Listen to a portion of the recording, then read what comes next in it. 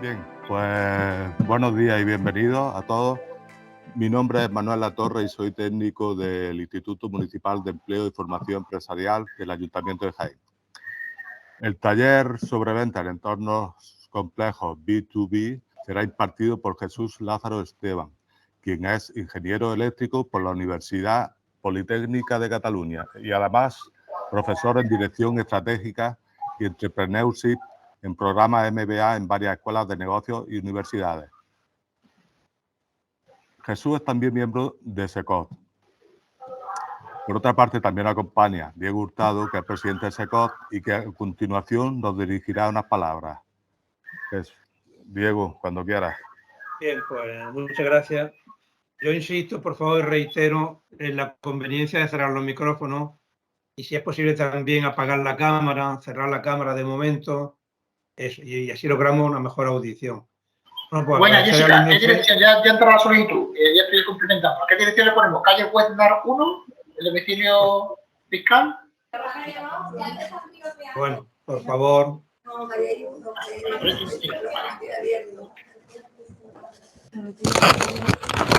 días. Buenos días, Diego. Buenos días. Por favor. Bueno, vamos a empezar. Parece que ya se han cerrado los micrófonos.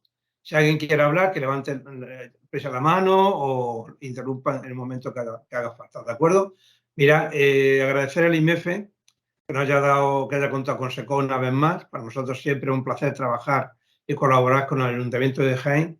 Y sobre todo agradecer a Jesús Lázaro, un compañero para mí entrañable, compañero de SECOT Aragón, que siempre que le requerimos para intervenir o para colaborar, se presta de una manera totalmente, generosa. Yo creo que es una persona que nos puede decir mucho, y también puedo anticiparos que posiblemente ya estamos pensando en una segunda sesión, que no es que sea repetir esta, sino sobre un tema que no va a dar tiempo en estas 2 horas que vamos a tener hoy, en la sesión de hoy, y ya se fijará en fecha que confirmaremos más adelante. Así que muchas gracias y adelante, Jesús, tiene la palabra. Bueno, pues buenos días. Comparto pantallas, si no os importa, a ver si se ve.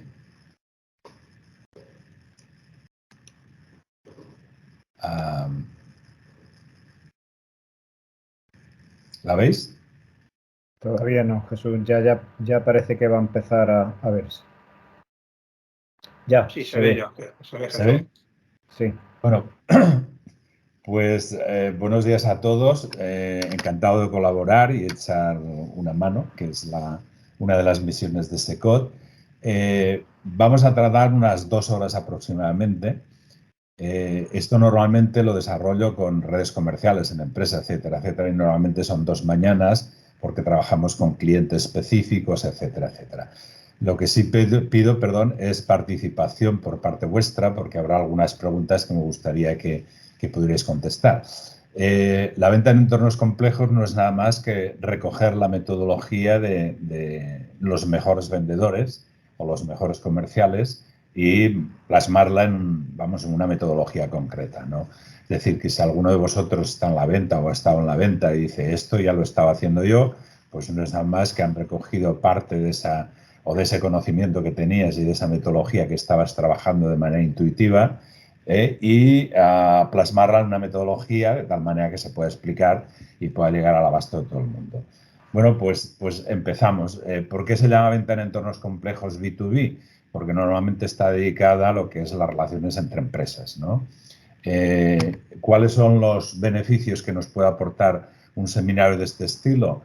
Pues, entre otros, están aquí reflejados, pues sería el acortar el ciclo de ventas, porque sabemos los pasos que tenemos que hacer, disminuir ese coste de las ventas, porque reducimos ese tiempo del ciclo de ventas, mejorar ingresos, márgenes, etcétera, etcétera.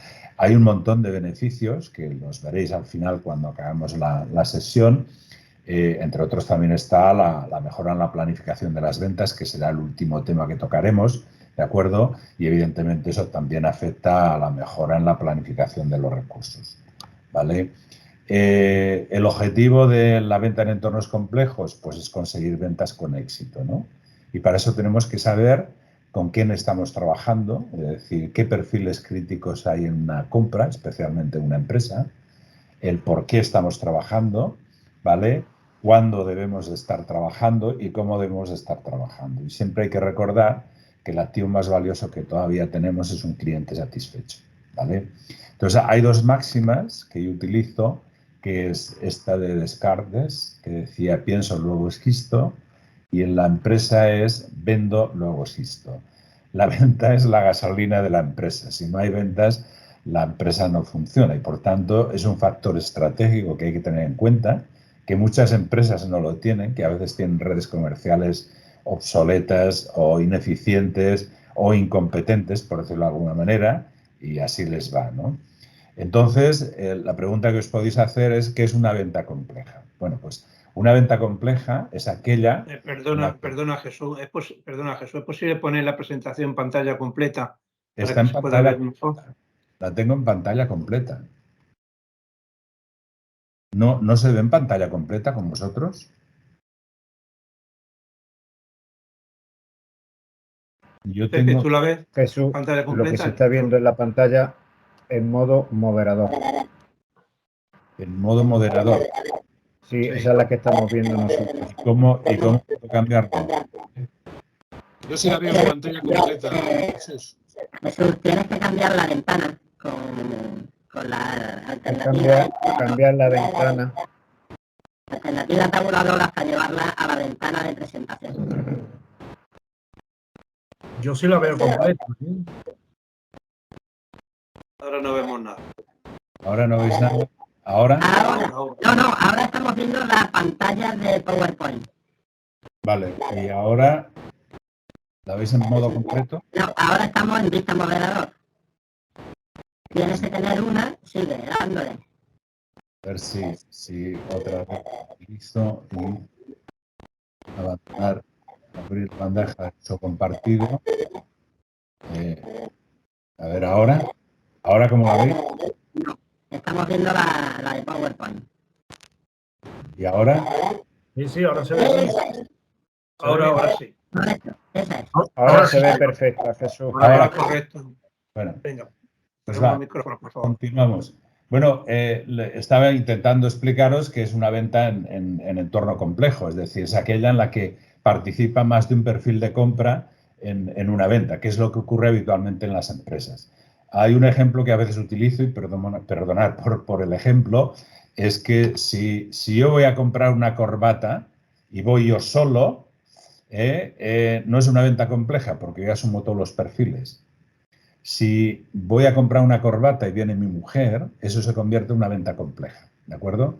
Porque yo no tengo la autorización para decir si la corbata la compro o no la compro. La autorización la da ella si le gusta o no le gusta, ¿no? Esto, si el vendedor de la tienda lo conoce y lo sabe manejar, pues evidentemente conseguirá la venta. Porque en este caso, cuando vamos así a comprar con la esposa, nosotros somos la percha, es decir, somos el usuario, que es uno de los perfiles que salen, digamos, en el tema de la venta compleja, ¿no?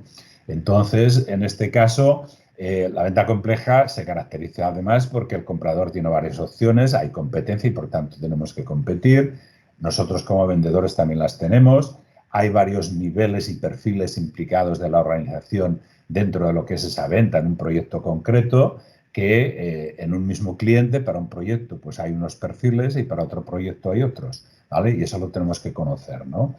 El proceso, además de decisiones en la venta compleja, es muy complejo y lo tenemos que saber. Y eso nos da la pista de que necesitamos a alguien dentro de la compañía, cliente o potencial cliente, que nos proporcione información, y ahí amanece y aparece la figura del aliado, ¿vale? Y también el tiempo, que es un factor clave del proceso. Vale, el tema es cómo vendo.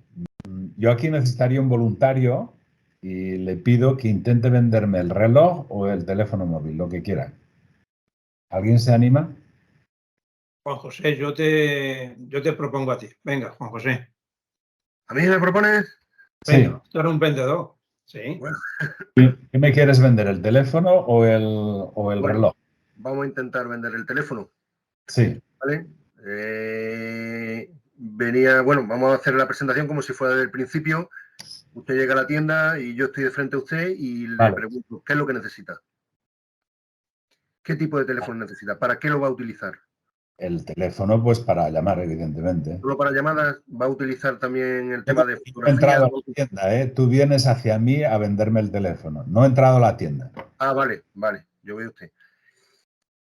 Hola, buenos días. Mire, soy Juan José Pérez de FIPER y venía porque tenemos una nueva gama de productos, tenemos una gama de teléfonos y venía a presentarle el nuevo teléfono que tenemos.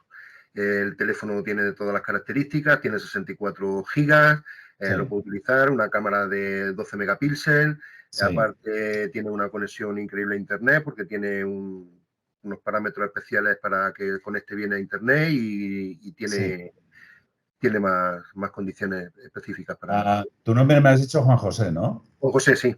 Sí, Juan José, mira, yo te agradezco todas estas explicaciones, pero es que tengo teléfono. No lo necesito. No tengo necesidad de. Es lo primero que hay que preguntar, ¿vale? Si no hay necesidad, no se produce la venta. Perdona, que te utilice con agilidad. Sí, vale, no hay problema. ¿Vale? Bueno, mirad, ahora no tengo teléfono, ¿vale? Y realmente necesito uno. Vale, sigue la venta, a ver. ¿Realmente usted para qué utiliza el teléfono? Bueno, pues comunicación, hablar con los amigos, hablar con la familia, también a nivel de, digamos, profesional. Y evidentemente, pues utilizo los mensajes, el WhatsApp y todas las cosas más o menos que hay ahora en los teléfonos. Pues, el teléfono nuestro tiene una batería de 8 núcleos que lo que va a hacer es que tenga independencia de carga y estará totalmente conectado a internet y podrá estar conectado a internet durante más de 24 horas continuas, incluso en conversación y estando activo el teléfono. Muy interesante. ¿Cómo es esto? Bueno, la verdad es que el teléfono que tengo ahora pues ya tiene una cierta edad. Evidentemente la batería ya no es como antes, lo tengo que cargar cada día. Estas funcionalidades que me comentas me parecen estupendas, pero Juan José, tengo un problema y es que no tengo dinero. Bueno, pero eso no es problema. El problema ahora últimamente lo podemos financiar. No tengo dinero. No, ni financiación siquiera. Tengo la necesidad, pero no tengo dinero.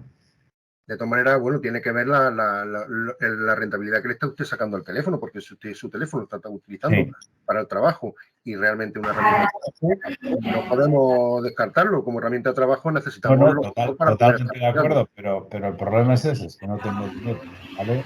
Yo te agradezco muchísimo porque lo estás haciendo extremadamente bien, todos los argumentos que estás intentando para que yo te rebata el tema, ¿no? Pero vamos a suponer que no tengo teléfono y tengo dinero para comprar. Sigue la venta, va. Ahora que no tiene dinero, ¿no? Ahora tengo dinero, sí. Ahora tiene dinero. Bueno, pues si ahora tiene dinero, como verá, tiene una oferta ventajosa, tenemos una promoción y es bastante buena y yo creo que para sus posibilidades y para su tipo de negocio, pues le puede venir muy bien este terminal. Yo pienso que debe dar el paso hacia adelante y cambiar el terminal porque, hombre, lo antiguo que tiene, pues evidentemente un día le deja colgado, otro día no le va a cargar y el software va a hacer que todos los días pues tenga problemas de conexión. Tienes toda razón y has desarrollado y has explicado todos los problemas que estoy teniendo y por eso tengo que tener el cambio. Pero imagina, en el caso de que yo tenga un teléfono de empresa, yo no soy quien tiene la autoridad, ¿vale? Y en el caso de que sea un teléfono a nivel personal, yo te podría decir, Juan José, que claro, me encanta el teléfono, me encantan las funcionalidades de este nuevo teléfono que me has explicado. Me gustaría comprarlo, pero hay una cosa, es que tengo que consultarlo con mi mujer porque a ella le gusta el teléfono pues de un diseño, etcétera, etcétera, y ella es la que tiene al final la autorización final, ¿vale? Por pero tanto, eso no es ningún problema, porque de hecho... Sí, pero Juan José, fíjate que en toda venta hay que buscar al man, ¿vale? Al que tiene la necesidad, al que tiene la autoridad y al que tiene la pasta, ¿vale? Porque si no, la venta la pierdes, es decir... Yo me has convencido con el teléfono, pero si mi mujer me dice que ese modelo no le gusta, con la corbata, yo no voy a comprar el teléfono porque es el pollo que voy a tener después, ¿vale? Por tanto, en toda venta hay que buscar a quien tiene la necesidad, porque si no hay necesidad no se produce la venta, a quien tiene la autoridad y a quien tiene la pasta, el dinero, ¿vale? Hay que buscar al man. Yo te agradezco, Juan José, el esfuerzo que has hecho, porque además lo has hecho extremadamente bien. Es decir, me has convencido. Lo que pasa que como es digamos, la trastienda, pues tengo los argumentos para decirte que no. Un poco era el ejemplo de que por muy bien que lo hagamos, por muy bien que demostremos, etcétera, etcétera, etcétera, las bondades del producto, si no hay necesidad no se va a producir la venta y si no coincide después la pasta, el dinero y la autoridad tampoco lo va a producir, ¿no? Entonces, claro, en un entorno de una persona que va a la tienda, como intentabas hacer al principio, yo cuando voy a tu tienda ya es que he detectado mi necesidad y por tanto la necesidad ya está implícita. Si además tengo la autorización o la autoridad y tengo el dinero, pues bingo, se produce la venta, ¿de acuerdo? Claro, esto ocurre en el caso de que vaya yo solo. En el caso de que vaya yo solo, pero que mi mujer es la que define el modelo, pues la autoridad no la tengo yo, ¿no? Entonces, claro, esto en una empresa es muy complejo y por eso es el desarrollo de la venta en entornos complejos, para que veáis la cantidad de cosas que hay dentro de lo que es una venta en este entorno y veáis las consecuencias que puede tener en no seguir la metodología. Porque entonces a veces yo he estado, bueno, he sido, digamos, comercial, he sido director comercial, etcétera, etcétera, etcétera. Entonces te das cuenta que hay gente que te viene, el vendedor, hoy esto lo vamos a firmar mañana. Sí, mañana, ¿y qué toques, qué has hecho dentro de la cuenta? Es decir, has tocado a fulanito, no, has tenido relación con meganito, no, has, etcétera, etcétera, y al final dices, bueno, ¿esto qué es? Has sacado el dedo, te has chupado el dedo, lo has sacado a ver qué viento soplaba y dices que vamos a firmar. Entonces, esto es lo que hay que evitar. Y un poco la metodología esta de la venta en entornos complejos es lo que nos va a ayudar, ¿no? A definir cuáles son los pasos que tenemos que hacer para conseguir la venta de la manera más exitosa. Bien, la necesidad, no os pongo los vídeos porque igual se cuelga el tema, pero hay el arte de crear necesidades, que es de la película de Lobo de Wall Street, me parece que es el, ¿cómo se llama este? Ahora no recuerdo. Donde efectivamente te demuestra cómo vender algo y es crear una necesidad, ¿de acuerdo? Si la necesidad no existe, no se va a producir la venta. Y luego también la de abajo, que es de la película, ¿cómo se llamaba? Ahora no recuerdo tampoco. Donde aparece un señor a vueltas horas de la noche a un restaurante y este camarero, pues al final está modificando las necesidades que tiene para vender lo que en ese momento le apetece, ¿vale? Entonces, las necesidades se pueden clasificar en estos temas, es decir, la imperativa, es decir, se nos ha roto un brazo, en este caso, y tenemos que ir urgentemente al hospital, una urgente, porque tenemos un dolor de muelas o un dolor de cabeza, una no urgente, que puede esperar, la cotidiana, que es lo que compramos cada día, y la de capricho.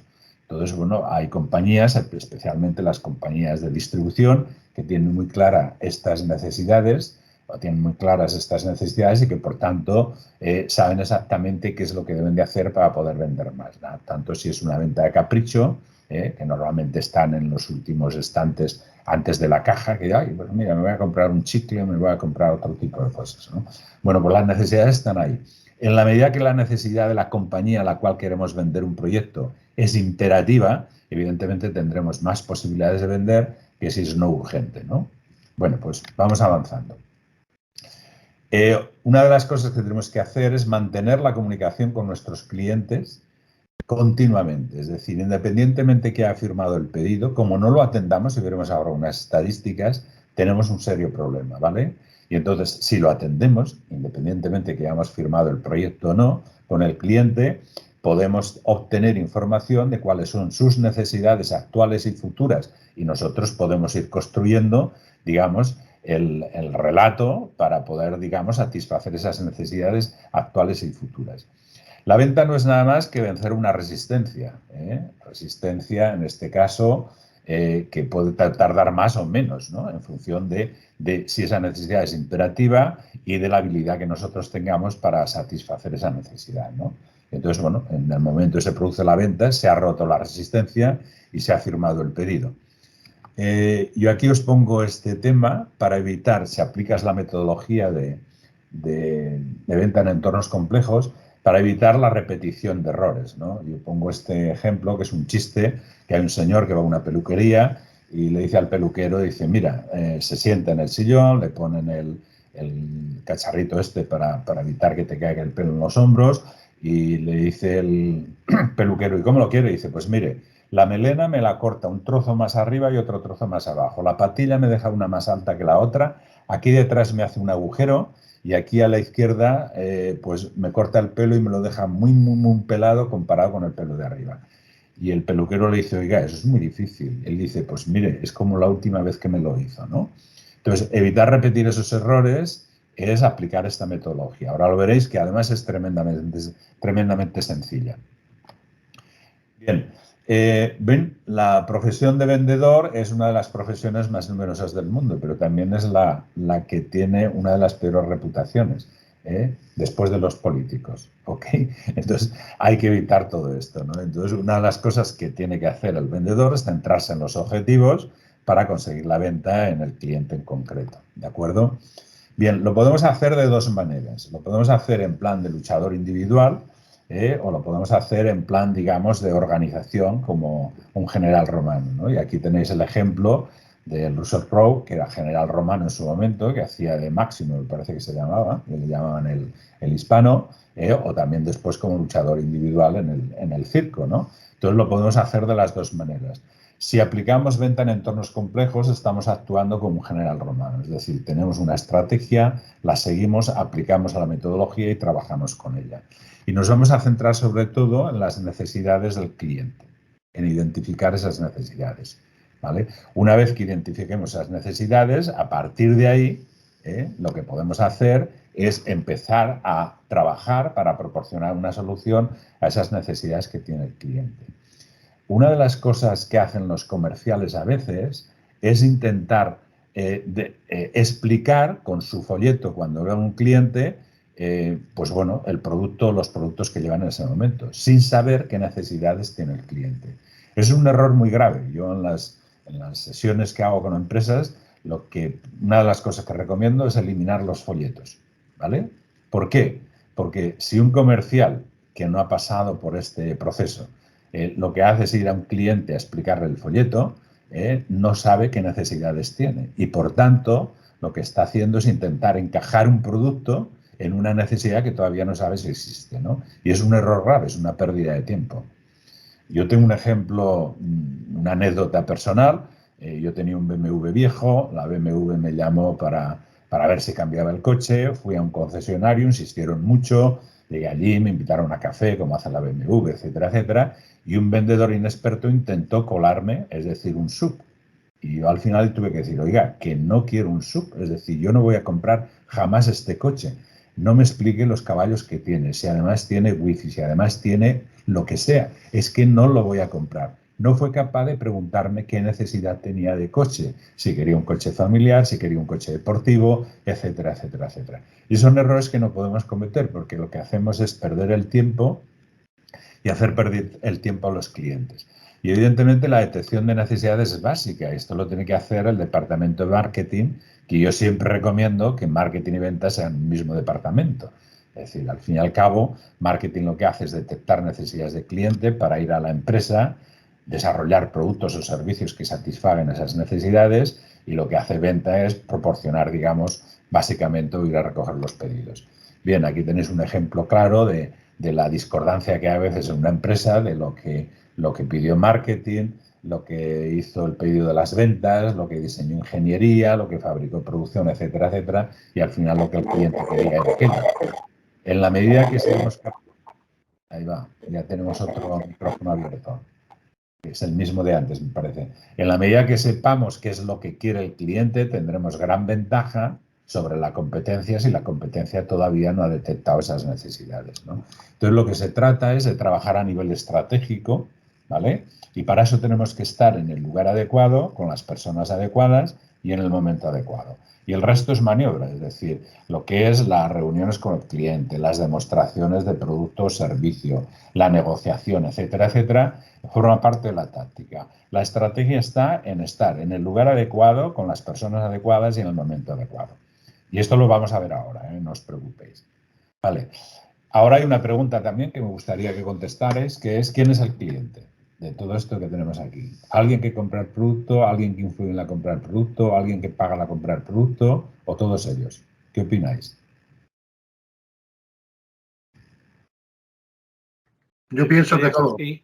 A ver, Joaquín Ruiz quiere comentar algo. ¿Por qué? Yo creo que son todos. Efectivamente, tienes toda la razón. Y ahora os pongo un ejemplo y entenderemos por qué. Es decir, ¿por qué en la publicidad de los juguetes no se anuncia el precio? ¿Os acordáis en las campañas de Navidad, antes de Reyes, que empiezan a anunciar juguetes, sobre todo en la televisión, pero ningún juguete comenta el precio? ¿Quién es el cliente en la compra de un juguete? ¿Quién es? Estáis muy callados, ¿eh? Necesitamos un café. Mirad, cliente evidentemente es... En el WhatsApp ponen los padres. Los padres, vale, muy bien. Es que no veo el WhatsApp, Pepe. Ya, por eso te lo estoy vamos leyendo. diciendo. Los padres porque son los que pagan. ¿También quién más? Otros que ponen el crío, los niños. Los usuarios niños que son que los niños. recomiendan al amigo que se compre ese juguete. ¿Quién más? Alguien que influye en la compra del producto. ¿Alguien que influye? ¿Quién influye en la compra del producto? Yo creo que las grandes superficies son las que influyen más en la venta del También producto. la tienda, porque si la tienda resulta que con un juguete tiene un 30% y con otro tiene un 20%, recomendará el de 30%, ¿de acuerdo? Yo pienso que también. Fijaros la cantidad de gente, de clientes que hay alrededor de la venta de un juguete. Los abuelos, evidentemente, etcétera, etcétera. ¿Por qué no anuncian el precio? Fijaros, si yo motivo al niño, y el niño le pide al abuelo que le compre un juguete, ese juguete en concreto, y luego en el último momento el abuelo o el padre se da cuenta que ese juguete es muy caro, va a ser muy difícil que convenza al niño que ese juguete no lo quiere, ¿vale? Por eso no anuncian el precio, porque si anunciara el precio antes de, y empiezan a anunciar el precio a principios de diciembre, yo convenzo a mi niño de que ese juguete no le interesa, porque A, porque B o porque C. Le doy un montón de explicaciones. Pero si en el último momento yo me doy cuenta de cuando el niño está emocionado que va a tener el juguete, yo como padre o abuelo no me veo capaz de decirle que no, ¿vale? Y entonces esta gente ha entendido quién es el cliente, y el cliente, como hemos comentado antes, es el niño, son los amigos del niño que le recomiendan porque tiene un juguete parecido, es la tienda, son los padres, son los abuelos, etcétera, etcétera, etcétera. Entonces hay que tener en cuenta quién es el cliente. Efectivamente, lo habéis contestado muy bien, es decir, todos los anteriores es quien compra el producto, quien influye, quien paga, etcétera, etcétera. Todos son clientes y es lo que tenéis que tener en cuenta, ¿vale? Y entonces, un cliente se define como esa persona que influye en la compra, paga la compra, etcétera, etcétera, etcétera. Todos esos son clientes, ¿de acuerdo? Bien, entonces la pregunta que os tenéis que hacer, aquellos que estáis todavía en el mundo de la venta, ¿quién es vuestro cliente? Y eso lo tenéis que saber, es decir, y definir cuáles son los clientes que tenéis, que son los que tenéis que tocar de una manera u otra para poder conseguir esa venta. Y iremos viéndolo ahora, con los perfiles que vamos a tratar. Entonces, es muy importante el tema de cómo gestionáis y cómo tratáis a los clientes. Entre otras cosas, porque, fijaros, ¿por qué se pierden los clientes? Pues fijaros, hay 1% por muerte, ¿vale? Un 3% por mudanza, pero fijaros en la cifra final. Un 68% por indiferencia y atención rutinaria. Aquí al lado tenéis un chiste que, bueno, alguien que dice ser cliente dice que quiere algo llamado servicio. Esto es a veces lo que tienen las empresas, ¿eh? Y entonces nos damos cuenta a veces de determinado tipo de empresas que vas allí y te tratan pues como, vamos, como no te deben de tratar, ¿no? Y si vas ya a la administración pública, que ya es el colmo, porque la administración pública no tiene clientes, tiene súbditos, ¿vale? ¿De acuerdo? Entonces, recordar sobre todo que el coste de adquirir un nuevo cliente es más o menos 4 veces mayor que el de recuperar alguno que se fue. Y ahora os voy a enseñar lo que es la discordancia entre la respuesta de por qué se pierden los clientes, entre la respuesta que da la propia empresa y la respuesta que da el propio cliente. Miradlo, aquí lo tenéis. Fijaros que hay una dicotomía impresionante, es decir, diferencias impresionantes. Es decir, fijaros, por mal servicio, según el cliente, hay un 73% de gente que se va. Según la empresa es un 21%. Es decir, yo creo solamente que un 21% se van por mal servicio cuando se van el 73%. Fijaros que por precio el cliente se va en un 24%. Esa diferencia, otra vez. esa diferencia de percepción que tenemos es básica y realmente hay que tener en cuenta la percepción del cliente, no la percepción de la empresa. Y entonces fijaros que por mal servicio es el 73%. Por tanto, ¿qué quiere decir? Que al cliente hay que dar el servicio adecuado para evitar que se marche por mal servicio. Porque si no, si se va, normalmente un cliente que se va lo dice a 6, 7 u 8 clientes de promedio, ¿no? El por qué se ha ido. Y eso nos cuesta un montón porque baja la reputación que tenemos en el mercado y nos hace más difícil la venta del futuro, ¿vale? Bueno, y el 91% de clientes insatisfechos no volverán a hacer negocio con nuestra empresa, por mucho que lo intentemos. Entonces, cuidado con esas cifras porque nos ponemos en una tesitura de riesgo en la medida que un cliente se va, porque, repito, lo va a comentar a 6, 7, 8 clientes más potenciales, hemos perdido parte de la credibilidad, que hablaremos ahora de ella, y evidentemente nos va a ser más difícil después nuestra, digamos, actuación al mercado. Entonces, tener cuidado con este tipo de cosas porque el servicio es básico de cara a la atención del cliente, ¿vale? Bien, pues vamos a ver ahora lo que es la credibilidad. ¿De acuerdo? La credibilidad se basa en estos elementos que tenéis aquí a la izquierda, que es la confianza, la transparencia y la profesionalidad. Y eso nos da credibilidad. Y entonces, hay dos tipos de credibilidad. Una es la que tienes tú como persona, ¿de acuerdo? Y la pregunta que has de hacer, ¿tienes credibilidad ante el cliente? Porque si no la tienes, no le vas a vender. Si eres un pinocho, no lo vas a vender. ¿De acuerdo?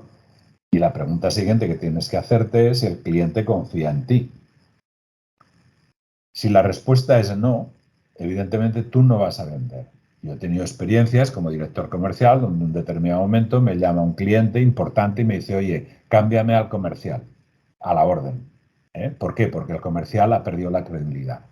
La empresa, veremos ahora, la tiene, la credibilidad, pero el comercial la ha perdido. Y si tú pierdes la credibilidad, no vendes un pastel a nadie, ¿de acuerdo?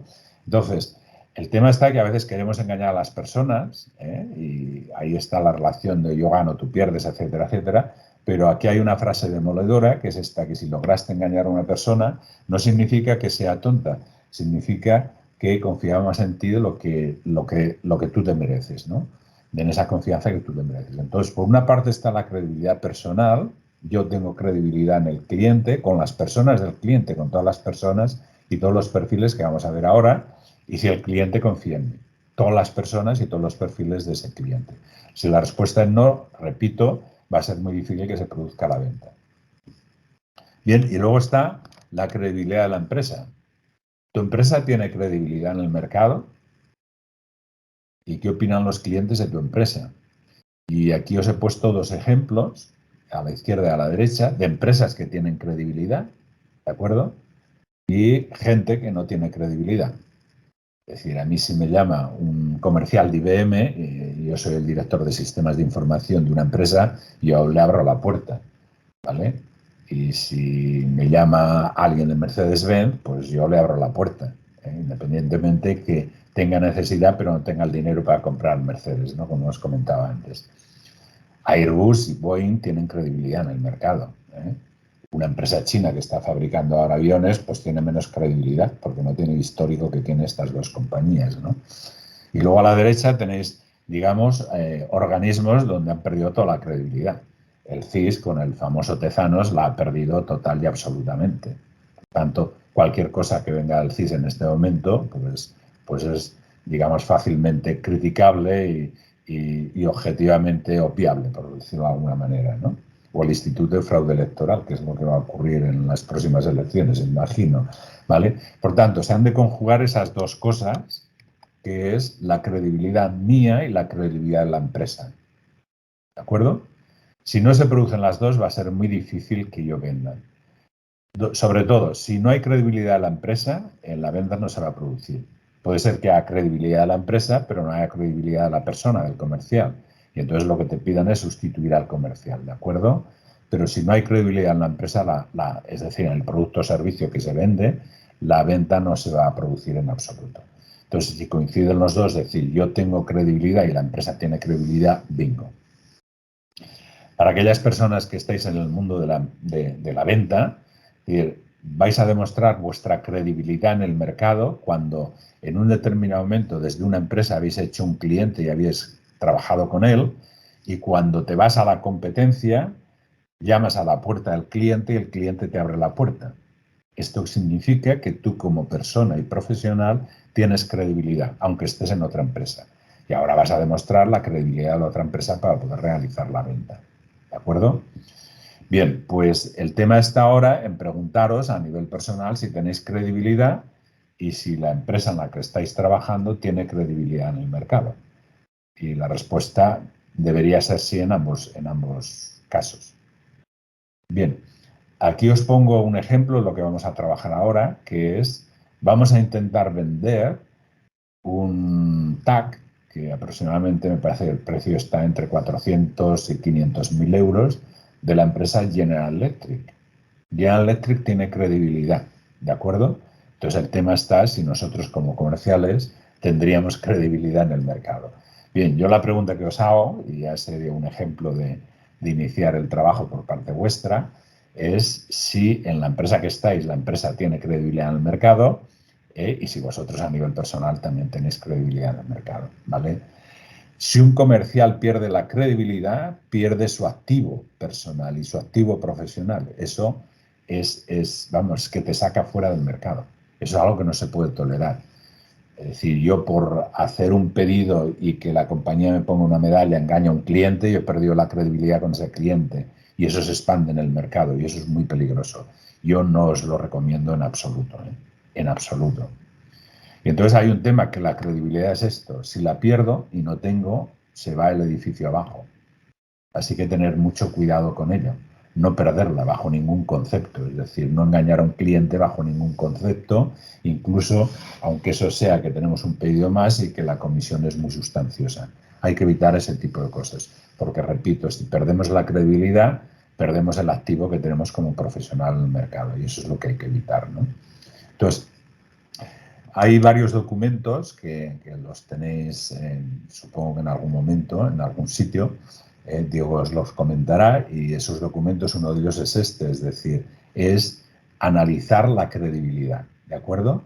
Y entonces, ¿tengo credibilidad? ¿Sí o no? ¿Con quién? Vale, para un cliente y un proyecto determinado, ¿eh? La empresa, mi empresa en este caso, ¿tiene credibilidad? Etcétera, etcétera, etcétera. Entonces, si contestamos a este tipo de preguntas y todas funcionan bien, oye, ningún problema. En el caso que haya alguna pregunta que contestemos no inadecuadamente, sino que la respuesta sea inadecuada, en el caso, por ejemplo, de decir, oye, ¿tengo credibilidad? Si la respuesta es inadecuada, es un no, pues tengo que ganarlo, ¿eh? Y entonces eso me lleva a una alarma y me lleva también a otro documento que es el plan de acción. Por tanto, tengo que hacer algo para aumentar esa credibilidad en ese cliente, ¿no? Y en ese plan de acción, que lo veréis continuamente, esta hojita de aquí abajo a la derecha, es qué tengo que hacer, con quién tengo que hacerlo, en qué posición está esa persona, ¿de acuerdo? ¿Cuál es el objetivo que tengo que conseguir y qué recursos necesito, en este caso, para aumentar la credibilidad? Y poner también una fecha límite. Es decir, tengo credibilidad con, no sé, con el comprador evaluador y veremos luego el perfil y entenderéis por qué. No. Bueno, pues tengo una alarma. ¿Qué de hacer? Intentar recuperar la credibilidad con ese comprador. ¿Vale? ¿Con quién? Con fulanito. ¿En qué posición está? Está de director técnico, por ejemplo. ¿Qué objetivo tengo? Pues definir los pasos que tengo que hacer, ¿vale? Para poder conseguir esa credibilidad. ¿Qué recursos necesarios tengo? Pues tengo, no sé, desde una visita con mi director general, pasando por una invitación a una demostración en no sé qué sitio, etcétera, etcétera, etcétera. Entonces, fijaros que, perdón, lo que estoy haciendo con estos documentos, y sobre todo iremos al plan de acción de manera continua, es que aquí en el plan de acción me está saliendo la agenda de las acciones que tengo que hacer para corregir los errores que a lo mejor estoy cometiendo en este caso, o potenciar, digamos, los aciertos que estoy teniendo en este caso. ¿Os queda claro el tema de la credibilidad? ¿Sí? Yo sospecho que sí, ¿vale? Y entonces, bueno, aquí tenéis una información con unos porcentajes, que, bueno, pueden variar en función de dónde te viene la información, de qué fuente, que es esta de aquí. Es decir, en el caso, por ejemplo, de por qué y por qué razones los directivos reciben a los ejecutivos de ventas, ¿de acuerdo? Entonces, fijaros que si es una recomendación interna dentro de su propia empresa, habitualmente lo reciben un 68% de los casos. Si es una referencia externa, en un 36% de los casos. Entonces, por ejemplo, un cliente ideal es aquel que, bueno, que no pone demasiadas objeciones, acepta las condiciones que le ponemos, paga religiosamente y además nos proporciona referencias y da referencias nuestras, ¿de acuerdo? Fijaros que una llamada es solo el 20% y una llamada es el 0% en el caso de que te quieran recibir siempre, ¿no? Entonces, sobre todo, este aspecto es importante porque la recomendación interna nos lleva a trabajar internamente en los diferentes perfiles que vamos a ver, por un lado, y las referencias externas también son tremendamente importantes. Y luego el contacto en reuniones externas también. Es decir, el ir a una reunión del sector, a una feria del sector, etcétera, etcétera, y conocer a alguien y transmitirse o, digamos, traspasarse las tarjetas de visita, ayudan muchísimo también. Y por tanto, a veces es necesario el hacerlo. ¿Ok? Bien, y luego está el tema, y veremos más adelante los perfiles, pero ahora está el tema de decir de qué manera puedo llegar a ese man que hemos comentado antes. Entonces, claro, si yo a nivel de relaciones tengo este tipo de relación, para llegar al man tengo que saltar al que tiene relación directa conmigo, que salta al siguiente, que salta al siguiente y que el siguiente salta al man, ¿no? Para llegar y contactar con él, que es una de las obligaciones que tengo, que veremos ahora cuando hablemos de los perfiles, ¿vale?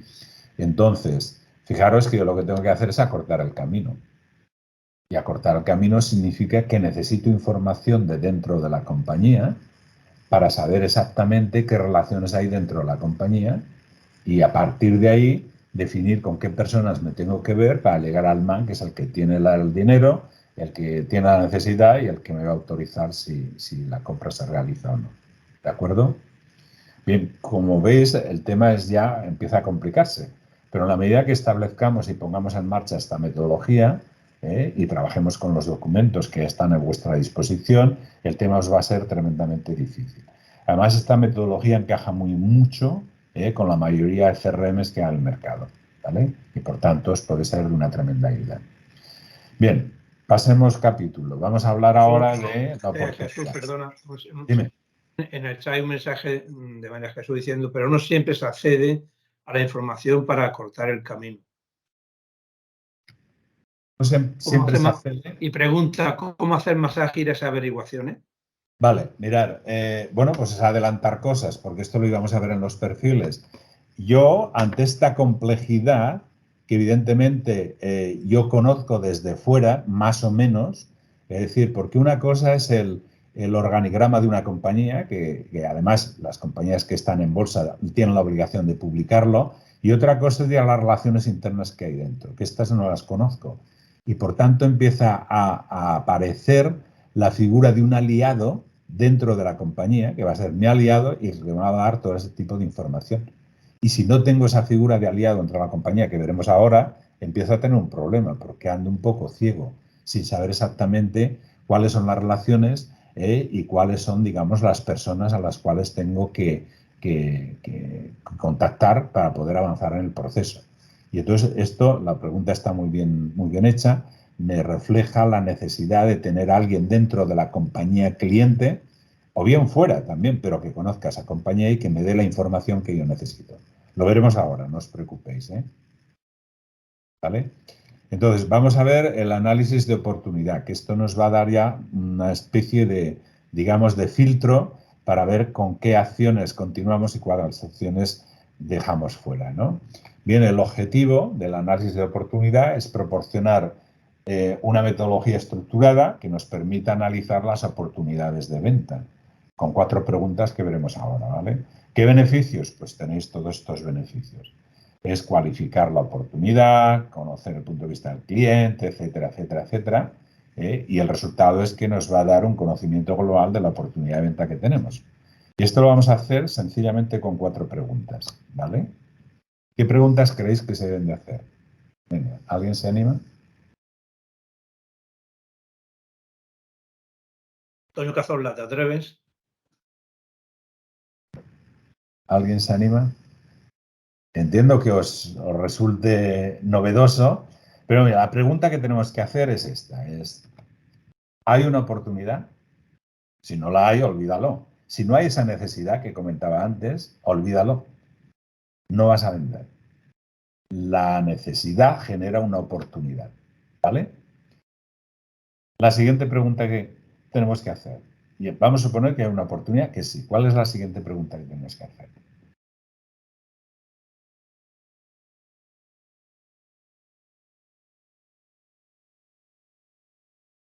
Ánimo. Bueno, la contesto yo. ¿Podemos competir? Imagínate esto en un cliente, hay una oportunidad que el cliente va a hacer un nuevo edificio, pero yo no soy constructor. Por tanto, no voy a poder competir porque yo le vendo, pues no sé, sistemas de información o le vendo aspirinas. Es igual. ¿Podemos competir? Vale. La tercera pregunta que tenemos que hacer, ¿cuál es? Aquí hay otra pregunta que ponen que ¿cuándo tiene prevista la compra? ¿Cuándo tiene prevista la compra? Vale, sí, pero primero, en este caso, es decir, implícitamente parece que hay una oportunidad, ¿vale? Lo que no nos hemos contestado todavía es si podemos competir o no. Porque puede ser la compra de, no sé, de un tractor y yo no fabrico tractores, por ejemplo. Es una buena pregunta, pero no es el caso en este momento. Es decir, hay una oportunidad, podemos competir, sí. La tercera pregunta, ¿cuál sería? Pues Alberto pone, ¿nos interesa la oportunidad? Vale, muy bien. Es decir, ¿podemos ganar? Porque si no podemos ganar, olvídalo, estamos gastando unos recursos que en según qué caso son absolutamente increíbles. Yo en mi última multinacional que estuve, el seguir una oportunidad de negocio con una operadora telefónica, Vodafone, etcétera, etcétera, representaba un montón de recursos y un montón de dinero. Y había que analizar si íbamos o no íbamos, ¿de acuerdo? No es aquello vamos a todas, porque se necesita un montón de recursos, depende del negocio, evidentemente, para poder competir, ¿vale? Y la última pregunta, que va encajada con esta pregunta que habéis hecho en el WhatsApp, es decir, ¿vale? ¿Podemos ganar? Sí. Y ahora la pregunta ¿es rentable ganar? ¿Vale la pena? Entonces, esas 4 preguntas. Yo os pongo un ejemplo, es decir, yo voy a una discoteca y quiero ligar, ahora hace años que no voy, me imagino, que como muchos de vosotros. ¿Hay una oportunidad? Sí, hay muchas mujeres guapas, ¿vale? ¿Puedo competir? Yo creo que sí. ¿Puedo ganar? Pues lo tengo muy difícil. ¿Me vale la pena ganar? Pues no lo sé, ¿no? Entonces son esas 4 preguntas que nos ayudan a filtrar las oportunidades de negocio, ¿de acuerdo? Y esto lo ponemos en este documento de aquí. Fijaros, hago un análisis de oportunidades y defino el cliente y el proyecto. Puede ser que haya un cliente que tenga varios proyectos, no hay ningún tipo de problema. Y entonces me he de contestar a esas 4 preguntas. ¿Hay una oportunidad? Sí. ¿Podemos competir? ¿Podemos ganar? ¿Y es rentable ganar? Sí. En el caso de que sea un no en alguna de las 4, donde le 1, 2, 3, 4, que supongo que lo veis bien, hay que definir por qué, ¿vale? Para saber qué tengo que hacer, si es que puedo hacer algo. ¿De acuerdo? Y esto me dice además, en el momento en que haya un no en una de las 4, la respuesta ahí en las siguientes columnas es un no. Por tanto, no puedo ir. Si no es rentable ganar, no voy. Si no hay oportunidad, no vale la pena. Y si no puedo ganar, tampoco voy. ¿Vale? ¿De acuerdo? Y entonces ahí defino el valor del proyecto. Y en todos los que salen sí, ¿vale? Si sumo el valor del proyecto de todos ellos, al final tengo el valor total potencial de ventas que puedo hacer. Fijaros que esto ha hecho un filtro de todas las oportunidades de negocio que habéis detectado. Que habéis podido detectar un montón, pero haciendo este análisis de las 4 preguntas, habéis desechado también un montón. ¿Vale? Entonces, esto nos ayuda a filtrar las oportunidades de negocio teniendo en cuenta las 4 preguntas, que es donde nos tenemos que focalizar. Los recursos, como las perlas, son escasos, ¿de acuerdo? Y yo no puedo estar perdiendo el tiempo en una oportunidad que sé que no voy a ganar, ¿eh? O una oportunidad que no me es rentable. Punto. Cojo esos recursos, que son recursos venta, recursos técnicos de apoyo a la venta, etcétera, etcétera, y lo que hago es ponerlos en otro sitio donde conteste sí a esas 4 preguntas. ¿Lo veis? Por tanto, Si avanzamos en qué es lo que tenemos que preguntar, pues para saber si hay una oportunidad, pues oye, el proyecto del cliente, ¿cuáles son los requerimientos del proyecto? ¿Cuáles son los problemas clave del cliente? ¿Cómo ha iniciado el proyecto del cliente? ¿Quién trabajará en ese proyecto? ¿Cómo encaja dentro de la estrategia del cliente el proyecto? El perfil del cliente, ¿a qué se dedica? ¿Cuáles son sus mercados? Capacidad financiera, que está asociada también, perdona, a la cuarta pregunta, si es rentable, porque si no me va a pagar o me va a pagar mal, no vale la pena, ¿no? Pero he de conocer todos estos aspectos del cliente para saber si tenemos una oportunidad. Otra de las cosas es que hay que saber si hay presupuesto o no, porque puede haber una oportunidad sin presupuesto. Esto a veces en la administración pública, aquellos que estáis trabajando o habéis trabajado con la administración pública, si no hay proyecto, pues bueno, pues no van a pedir nada. Es decir, no se va a firmar el contrato, ¿de acuerdo? Entonces, en el caso del presupuesto, hay presupuesto para el proyecto, cuál es el proceso de elaboración, en la administración pública tarda meses o años a veces, ¿no? ¿Cuál es su prioridad en función de la necesidad, si es urgente, si es imperativa, etcétera, que hemos comentado antes? Y luego el tema, si hay una oportunidad, hay lo que se llama un hecho irresistible, ¿de acuerdo? No sé si conocéis el tema, en inglés es el compelling event, ¿de acuerdo? Y es este de aquí. ¿Por qué el cliente tiene que hacer lo que tiene que hacer? ¿De acuerdo? Puede ser cualquier, digamos, fuerza interna externa que le obligue a ello. Es decir, hay unas elecciones. Bueno, pues en este caso, por ejemplo, Indra, que es la que gestiona las elecciones en España, pues bueno, tiene que hacer algo. ¿De acuerdo? Y las elecciones son ahora unas en junio y otras me parece en diciembre. Afortunadamente. ¿De acuerdo? Entonces, es un hecho, digamos, externo que empuja a esa compañía a hacer una serie de temas. ¿De acuerdo? Bien, puede ser el hecho que abras una nueva factoría. Bueno, una nueva fábrica, pues bueno, pues hay que hacerla, hay que construirla, hay que traer un montón de maquinaria, etcétera. Si yo soy una empresa que fabrica maquinaria para ese tipo de fábrica, pues bueno, pues ahí tengo una oportunidad. Y es un hecho irresistible, porque además la fábrica la querrán poner en marcha en una determinada fecha y yo tendré que cumplir las condiciones para que esa fecha no se tenga que retrasar, ¿no? Entonces, hay otro ejemplo que es clásico, que yo lo comento siempre, que es el hecho de los Juegos Olímpicos. Por los Juegos Olímpicos, ahora París está nominada para el 2024 y son unas fechas del mes de julio y no se pueden cambiar porque el Comité Olímpico Internacional no te va a permitir cambiarlas. Y por tanto, todo se tiene que hacer de acuerdo al hecho irresistible y París tendrá que contratar un montón de empresas, tendrá que hacer un montón de estadios o, digamos, instalaciones deportivas, etcétera. Eso es un hecho irresistible. Otro puede ser un cambio de tipo legal. Es decir, por ejemplo, imaginaros que dicen ahora las bolsas de plástico, como en su momento se empezaron a cobrar en los supermercados, ahora no se pueden, digamos, ni siquiera vender y han de ser bolsas de papel. Pues si yo soy un fabricante de bolsas de plástico, tengo un problema. Y si soy un fabricante de bolsas de papel, tengo una oportunidad, ¿vale? Entonces, son hechos irresistibles. Hay una pregunta que nos tenemos que hacer. ¿Nuestra empresa es capaz de hacer un hecho irresistible y forzar a un cliente? Yo lo veo difícil, sobre todo empresas pymes. Pero hay empresas que sí lo hacen. Aquí tenéis un ejemplo. A ver, ¿dónde estás? Que no te veo. Aquí tenéis un ejemplo que es Microsoft. Microsoft te dice que ahora deja de soportar el Windows 8 y tienes un problema si tienes el Windows 8, que es lo que me pasa a mí. Y me va a forzar a poner el Windows 11, con lo cual me va a obligar a cambiar de ordenador, me guste o no me guste. Y hay empresas que sí lo pueden hacer. Las pymes es más difícil que puedan hacerlo, ¿no?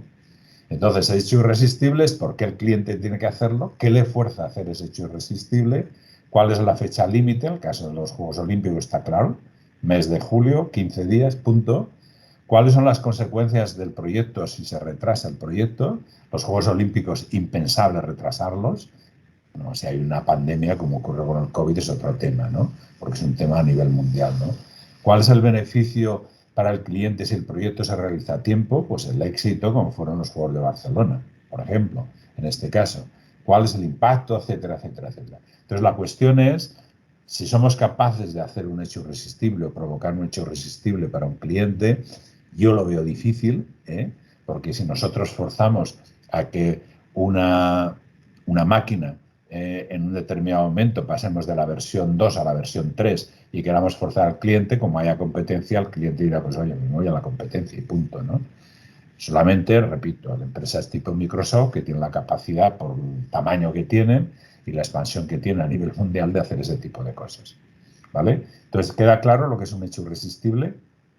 Si lo podemos provocar, bingo, ¿eh? ¿Vale? La siguiente pregunta, ¿podemos competir? Pues, criterios de decisión definidos. ¿Sabemos los criterios de decisión del cliente? No.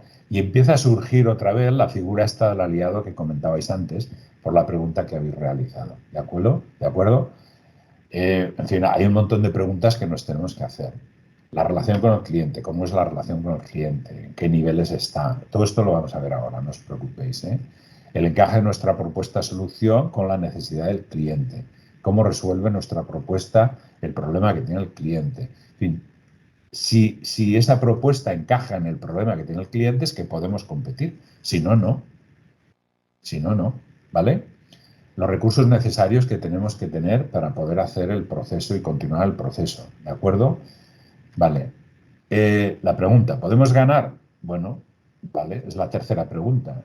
Si no tenemos credibilidad, problema. Y si la empresa no tiene credibilidad, problema. Por tanto, el tema interesante es que yo tenga credibilidad como vendedor, como comercial, y que la empresa también tenga credibilidad. ¿Vale? El tema de demás es el soporte interno que tenemos dentro del cliente. Es decir, ¿quién nos apoya dentro del cliente? Si desea que ganemos, tener en cuenta, y lo veremos ahora en los perfiles, y en las actitudes, que puede ser gente que sea nuestro enemigo dentro del cliente y no quiere que ganemos y nos va a poner zancadillas por todos los lados, ¿vale? Y entonces el tema está también en analizar los criterios de decisión informales, porque son los que cuentan dentro de una compañía. Ahora también lo veremos, ¿no? Y entonces, bueno, en la medida que toda esta información está dentro de la empresa cliente potencial y no la tenemos, necesitamos la figura de alguien que nos proporcione esa información y ahí empieza a surgir la figura del aliado. ¿De acuerdo? Vale. Dentro de podemos ganar, pues está si somos compatibles desde el punto de vista cultural, etcétera, etcétera. Entonces, tener cuidado porque en la medida que trabajamos y estos políticos de miseria que tenemos en este país han logrado dividir la sociedad, tener cuidado porque en función de dónde estás y con quién te relacionas, posiblemente esa compatibilidad cultural no exista. Y hay que tener mucho cuidado en estos temas, ¿eh? Gracias a esta mierda, con perdón, de políticos que tenemos. Entonces, bueno, hay que alinearse con las personas dentro de la organización, hay que definir cuál es el valor único del negocio, es decir, qué aportamos, cuál es nuestra USP, que es la proposición única de venta, es Unique Selling Proposition en inglés. Es decir, qué hacemos y qué tenemos que no hacen los demás. Una USP clásica es la que tenía antes el Corte Inglés, es decir, si no está satisfecho, le devolvemos el dinero. Esto no lo tenía antes nadie y era la USP que cualificaba el Corte Inglés, ¿vale? Ahora esto ya la ha perdido porque hay empresas que ya hacen lo mismo, hacen una proposición parecida. Por tanto, la UD única la ha perdido y se tendrá que diferenciar en otros temas, ¿no? Entonces, si tenemos un valor único de negocio, nuestra propuesta estará en mejor situación que la propuesta que puede hacer la competencia. Por eso hay que distinguir siempre en qué somos mejores que la competencia y eso mostrarlo para que el cliente lo conozca a fondo. ¿Vale? Jesús, y entonces, segundo. Sí. Hay alguien que tiene levantada la mano, Sí. pero no identifico quién es. Si quiere abrir el micrófono y hablar, por favor. Soy yo, Joaquín. Joaquín, hola. Joaquín, adelante, Joaquín. Mira, te quería preguntar el tema de la credibilidad. Cuando un emprendedor va a empezar, o está empezando, que ni tiene ni buena ni mala porque no acaba de empezar y no lo conoce, sí. ¿Cómo se podía desarrollar esa credibilidad al principio? Mira, es una pregunta excelente. Yo estoy mucho en el mundo de los emprendedores y los emprendedores cuando empiezan no tienen ninguna credibilidad porque no tienen histórico, ¿vale? Yo, por ejemplo, te puedo hablar de un caso personal donde en una empresa de emprendedores los clientes evidentemente quieren referencias, quieren clientes, etcétera, etcétera. Hay muy pocos que se arriesguen a poner un producto en marcha siendo el primero al mercado. Hay que buscarlos, los hay, pero hay que buscarlos. Y entonces, bueno, curiosamente, en esa empresa yo estaba como Business Angel y había otros, digamos, otros inversores también como Business Angel, que tenían una cierta credibilidad al mercado. Entonces, la manera, digamos, de ganar esa credibilidad era aportar a esas personas con credibilidad, que estaban en el consejo, evidentemente, no estaban en el día a día, para demostrar que, bueno, pues la empresa tenía un soporte de credibilidad por parte de, digamos, de la gente que estaba en el consejo, ¿no? Pero la pregunta es interesante por esto, porque a nivel emprendedor el problema es que no tienes histórico y por tanto la credibilidad es nula. Entonces, bueno, la empresa no tiene credibilidad y si tú, en ese caso, como emprendedor no la tienes, o sea, la situación es compleja. Ahora, tú puedes, a nivel personal, como emprendedor, generar credibilidad e intentar ir, digamos, a vender tu proyecto a gente innovadora que no le importe digamos, el empezar este tipo digamos, de proyectos, por decirlo de alguna manera. Es decir, si yo soy una persona que soy más bien pragmático y soy el director de una compañía y me viene un emprendedor, pues posiblemente le ponga muchas pegas. Ahora, si yo soy un innovador, posiblemente le abra la puerta para decir, bueno, pues vamos a investigar y poner esto en marcha a ver cómo resulta, ¿no? Pero el tema es complejo, repito. Muy no bien, sé si con esto he contestado tu pregunta. Sí, sí, no, es que es por eso, es que es difícil al principio. Se basa sobre todo, más que en la credibilidad de la empresa, en este caso, en tus es más la actitudes, credibilidad personal, tienes razón. Personal, exactamente. Sí. Sí. Gracias. José Pérez también quiere levantar la mano, Juan José. Sí, Diego, bueno, Jesús, mire, yo antes cuando dijo lo de que muchas veces no es rentable presentarse presentarse o ver si una ejecución de algún presupuesto, de alguna cosa no es rentable, hay veces que aunque la rentabilidad sea muy bajita o incluso nula, lo que sí nos puede es dar otras contraprestaciones, por ejemplo, darles más visibilidad.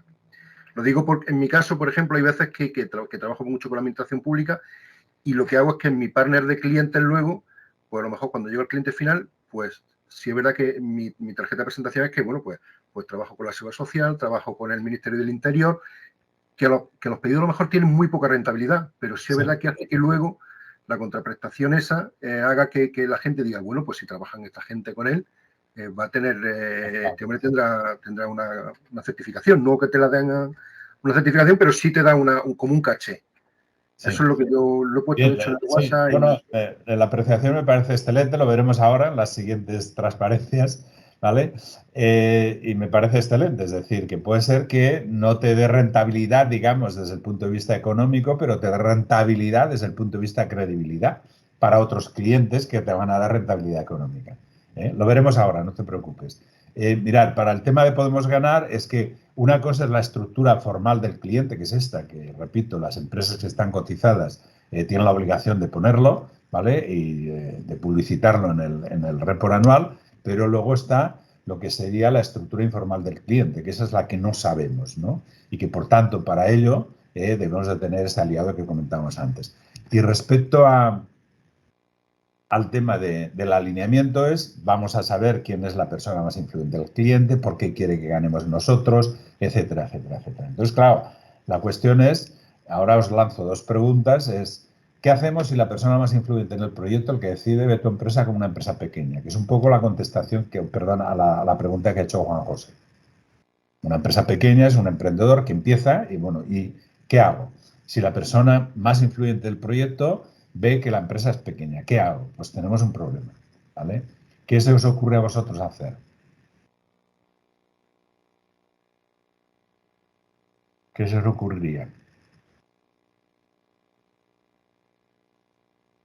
Claro. No, yo siempre pienso que aportar un poco más de valor añadido a la empresa, dar un servicio diferencial, alguna cosa que el cliente haga que nosotros podamos tener, vamos, que nos diferencie, evidentemente.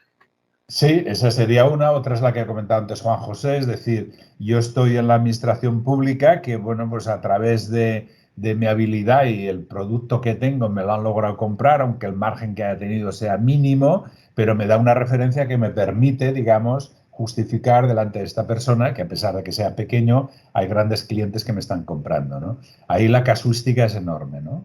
¿Vale? Y la otra es, si el ejecutivo más importante de la organización quiere que ganemos, ¿qué hacemos? Cuidado con lo que vais a decir, ¿eh? ¿Qué hacemos? Bueno, pues si quiere que ganemos, pues darle todas las facilidades para que ganemos y que no haya ningún problema. Sí, pero bueno, yo os adelanto temas respecto a lo que vamos a ver después de los perfiles. Puede haber la tentación de firmar el contrato directamente con él, sin avisar a la gente que está dentro de la organización. Y eso es generar apaches dentro de la organización, dentro de la empresa potencial cliente. Cuidado, ¿eh? ¿Vale? Es muy tentador, pero hay que hacer otras cosas. Lo veremos ahora, no os preocupéis, ¿vale? Y luego en el tema de podemos ganar, es decir, ¿qué aportamos al negocio de la compañía que no aporta la competencia? Si tenemos una USP, es decir, una proposición única de venta que no tienen los demás. Por ejemplo, y lo comento en otras conferencias, aquí al lado de casa, en Barcelona, hay la Quirón, el Hospital Quirón Salud, y ellos anuncian para la gente que quiere digamos, que tiene problemas de fecundidad y hacen la fecundación, ¿cómo le llaman? Fecundación, ahora no recuerdo el nombre, tienen una USP que es increíble. Es decir, oye, si en un año no te quedas embarazada, no te costará nada. Eso es imbatible. No hay nadie en ningún hospital que haga esto. Y por tanto, esto da una diferenciación. En este caso es para gente particular, pero si tengo esa diferenciación respecto a mi competencia para empresas, bingo, ¿vale? Entonces, ese valor, perdón, ese valor único de negocio lo tiene que conocer el cliente, tiene que saber en qué eres diferente. Un buen jefe de compras de un cliente te va a intentar eliminar esa diferenciación, porque lo que quiere discutirte es el precio, pero de ahí tu habilidad como comercial para, digamos, potenciar esa diferenciación, ver qué ventajas se le va a proporcionar al cliente, ver que esas ventajas no se las va a proporcionar la competencia e intentar, digamos, avanzar en el proceso de venta, ¿vale? Bueno, pues estas son las preguntas que hay que hacer cuando tenemos que preguntar y ver la contestación de si podemos ganar. Y ahora lo de rentable ganar, que es lo que antes ha comentado, me parece que ha sido, no sé, Joaquín o Juan José, ¿no? La rentabilidad, ¿cuál es nuestro beneficio y nuestra oportunidad? ¿Vale? Pues a lo mejor el beneficio es pequeño, pero el tema está en que, bueno, me puede servir como potenciación como referencia para un proyecto en el cual, digamos, la rentabilidad va a ser mayor. ¿Vale? Hay un montón de preguntas que os tenéis que hacer, ¿de acuerdo? Pero el cliente me pide un descuento y la pregunta que me tengo que hacer es ¿qué impacto tiene ese descuento? No sé si ha sido Joaquín o Juan José. Digo, bueno, si me haces un 30% de descuento, tú vas a entrar en pérdidas con ese 30% de descuento. Y yo te firmo el contrato ahora mismo. ¿Qué haces?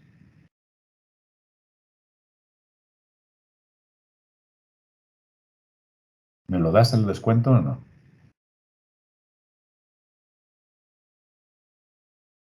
Claro. De entrada ese proyecto ya no es rentable desde el punto de vista económico. Puede ser rentable desde el punto de vista de referencias. Es posible, pero lo tienes que analizar a fondo. Pero yo pienso, no, ahora voy a firmar con 30%, pero el próximo pedido le voy a poner el precio normal. Eso es lo que tú te crees. Cuando yo te pido un 30 y tú me das un 30, ese es el estándar de precio para mí. Y el siguiente pedido me vas a dar un 30 y el siguiente otro 30. Y si no, no firmarás conmigo. Cuidado con los descuentos. Si el proyecto no tiene esa proyección externa para hacer de referencia para otro tipo de proyectos que van a ser mucho más rentables, tener mucho cuidado, porque si es solo en ese cliente, el 30% de descuento es el precio estándar mío para todos los proyectos que tenga contigo. Cuidado, ¿eh? Jesús Francisco Javier Cabrera dice que firma si hay contraprestaciones en firme. ¿Y qué tipo de contraprestaciones? Francisco Javier, ¿puede añadir algo? O... Sí, hola, buenas tardes. Hola, buenas tardes. Entiendo que es una negociación larga, ¿eh? Entonces, Sí. debe haber otros factores que me permitan entrar en una negociación en que, bueno, yo puedo llegar a ese precio, siempre viendo si estoy en el linde de, aunque me has dicho que pierdo, si estoy en ese linde, siempre que tengo unas contraprestaciones en firme a corto plazo en otras cosas. No las hay, no firmo.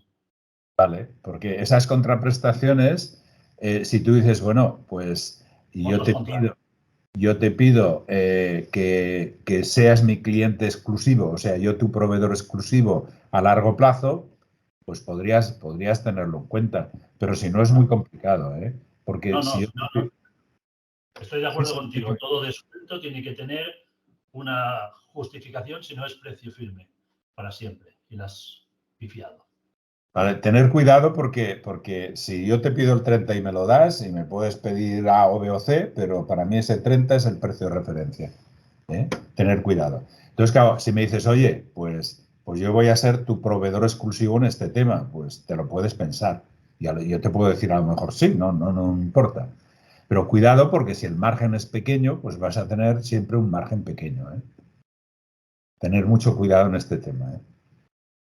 Esto de pensar, ahora le hago el descuento y luego le clavo la espada, pues normalmente los clientes no se van a dejar. Y entonces hay que tener en cuenta el impacto que va a tener un descuento para evitar entrar en situaciones complicadas desde el punto de vista económico, ¿no? Y entonces, bueno, es lo que has comentado ahora también, decir, oye, pues tengo que mirar el corto plazo y el largo plazo. Si cierro la venta ahora, desde el punto de vista de largo plazo, cuál es el potencial de negocio en los próximos años, y si me da la exclusiva, pues fantástico, entonces firmo, etcétera, etcétera. Pero fijaros que tenéis que haceros un montón de preguntas para contestar esas 4, hay oportunidad, podemos competir, podemos ganar y es rentable ganar, ¿no? Y esto me da otra vez Perdona, sí, perdón. Perdona, Juan José Pérez tiene levantada la mano. Sí, Juan José, dime. Jesús, yo en este tema muchas veces, más que descuento, lo que ofrezco es un rappel por consumo. Sí. Un rappel diciéndole que, bueno, que si llega a unas cantidades, negociamos unas cantidades y si llegamos a esas cantidades, pues tiene un rappel de un 5, un 10, depende ya el consumo que contenga el cliente. Es un método. El tema es que ese rappel no te lleve a pérdidas. Eso es, claro. Por eso le exijo un consumo. Y yo ya he calculado que si a ese consumo le aplico el rappel, pues dependiendo, claro, del consumo. Si llegamos a tanto, un 4, si llegamos a tanto, un 5, sí, hasta llegar a un 10% en esto. Sí, no, me parece razonable. Es decir, el tema es que el rappel sea lo suficientemente rentable y es una manera de promocionar y provocar que el cliente me compre más, ¿no? O sea, de todas maneras, muchas veces lo de la rentabilidad de o cuando aplican los descuentos, muchas veces la gente coge y del precio de compra le aplica su 20%, vamos, no lo aplica bien lo de los descuentos. Sí. ¿Qué pasa? Que le marca un margen de un 20 o un 30% sobre el precio de compra y luego ellos hacen un descuento. Y un descuento de un 10% sobre el precio de compra, eso significa que estás haciendo un descuento tú ya aplicado de un 15 o un 20%, aunque aplique realmente haga un 10%. Sí. Eso hay que tener mucho cuidado. Vamos, eso es la experiencia que me ha dado de los descuentos, ¿no? Hay que tener sobre todo...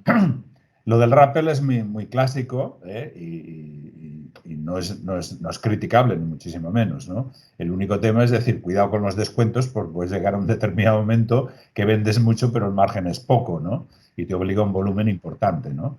Entonces, bueno, teniendo en cuenta esa premisa, no hay ningún tipo de problema. Y entonces, contestando, repito, a esas 4 preguntas, con todos los proyectos que tengáis, al final... el total de abajo que tenéis es el total potencial que podéis vender. Si lo hacemos bien, y vamos a ver ahora cómo lo tenemos que hacer con los perfiles de dentro del cliente, ¿vale? Y ahora os da una visión de nuestro potencial de venta. Jesús, perdona, hay otro comentario en el chat. Dice, hablando del tema de los descuentos, dice, puedo dar descuentos si no le doy los mismos servicios. Es otra alternativa. Bueno, también es posible. Es decir, oye, yo quiero un seguro a todo riesgo del coche. Vale, pues esto vale tanto.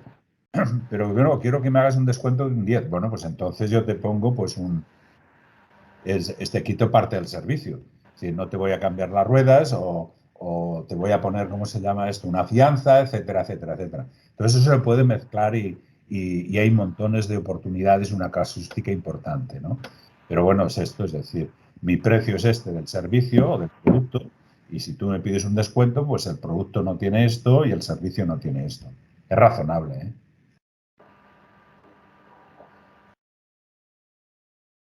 ¿Sí? Bueno, pues vamos a ver los perfiles del cliente. ¿Cuáles son las personas clave que hay dentro de una organización? Conocerlas es un factor crítico de éxito y esto os va a dar pie a desarrollar un montón, digamos, de trabajo para poder avanzar en lo que es cualquier proceso de venta que estéis en este momento, ¿no? Y las personas clave, ahí ya lo veremos ahora, cuál es el objetivo de hacer esto, de este análisis, es que nos va a proporcionar una metodología de análisis dentro de la organización del cliente y los beneficios, pues vamos a obtener es que vamos a conocer esa organización, vamos a conocer los circuitos de decisión, cuáles son las personas claves, etcétera, etcétera, etcétera. ¿Vale? Pues vamos a avanzar. Vais a trabajar con este documento que lo tenéis a vuestra disposición, ¿no? Y vamos a atacar ahora cada una de las columnas y al final, cuando esté relleno, nos harán las alarmas aquí a la derecha y de las alarmas nos saldrá el plan de acción, ese documento que hemos visto antes y que os he repetido que estará en prácticamente todas las acciones que vais a tener que hacer. Y de ahí os saldrá la agenda de trabajo, punto. Entonces, bueno, vamos a ir avanzando.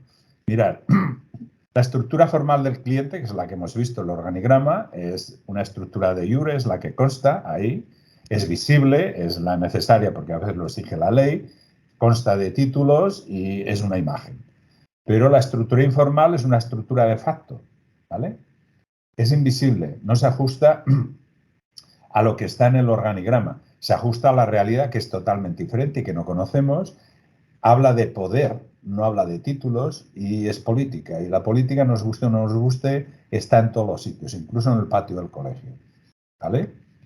Bien, lo comentado antes, la estructura formal, la estructura informal. La estructura formal es la que se ve, como la parte de arriba un iceberg, y la informal es la que no se ve, que además es 9 veces más grande que la parte de arriba, ¿de acuerdo? Y para conocer esa estructura informal necesitamos a alguien que nos dé información, que es la figura del aliado, ¿de acuerdo? Entonces, perfiles que tiene una organización dentro de la venta compleja. Hay 4 perfiles, ¿vale? Autorizador decisor, evaluador, usuario y aliado. Y al aliado lo pongo aparte por razones obvias, ya lo veréis. El autorizador decisor, ¿qué hace y qué poder tiene? Pues mira, revisa y tiene algo que es importantísimo, que es el poder de veto. Que donde los demás dicen no, él puede decir sí, y donde los demás dicen sí, él dice no. ¿Y a qué nivel está dentro de la organización? Pues normalmente es el CEO o el presidente del consejo o el director financiero o el director de operaciones, está en los altos niveles de la organización. ¿De acuerdo? Vale. Repito, revisa, aprueba o veta. El evaluador. ¿El evaluador qué hace? Es analizar el producto y hacer recomendaciones. Y normalmente, ¿qué estatus tiene? Pues a veces es un técnico o a veces es un comité de varias personas. Luego está el usuario, el que usa el producto. ¿De acuerdo? ¿Cuál es su estatus? Cualquiera, es decir, el usuario, técnico, etcétera, etcétera, etcétera. Y luego está el aliado, que ¿qué hace y qué poder tiene? No lo sabemos, puede ser cualquiera, ¿de acuerdo? Y su estatus puede ser cualquiera. Puede ser desde el CEO hasta el último peón de la organización. ¿Ok? ¿Sí? Pues vamos a analizar cada uno de ellos.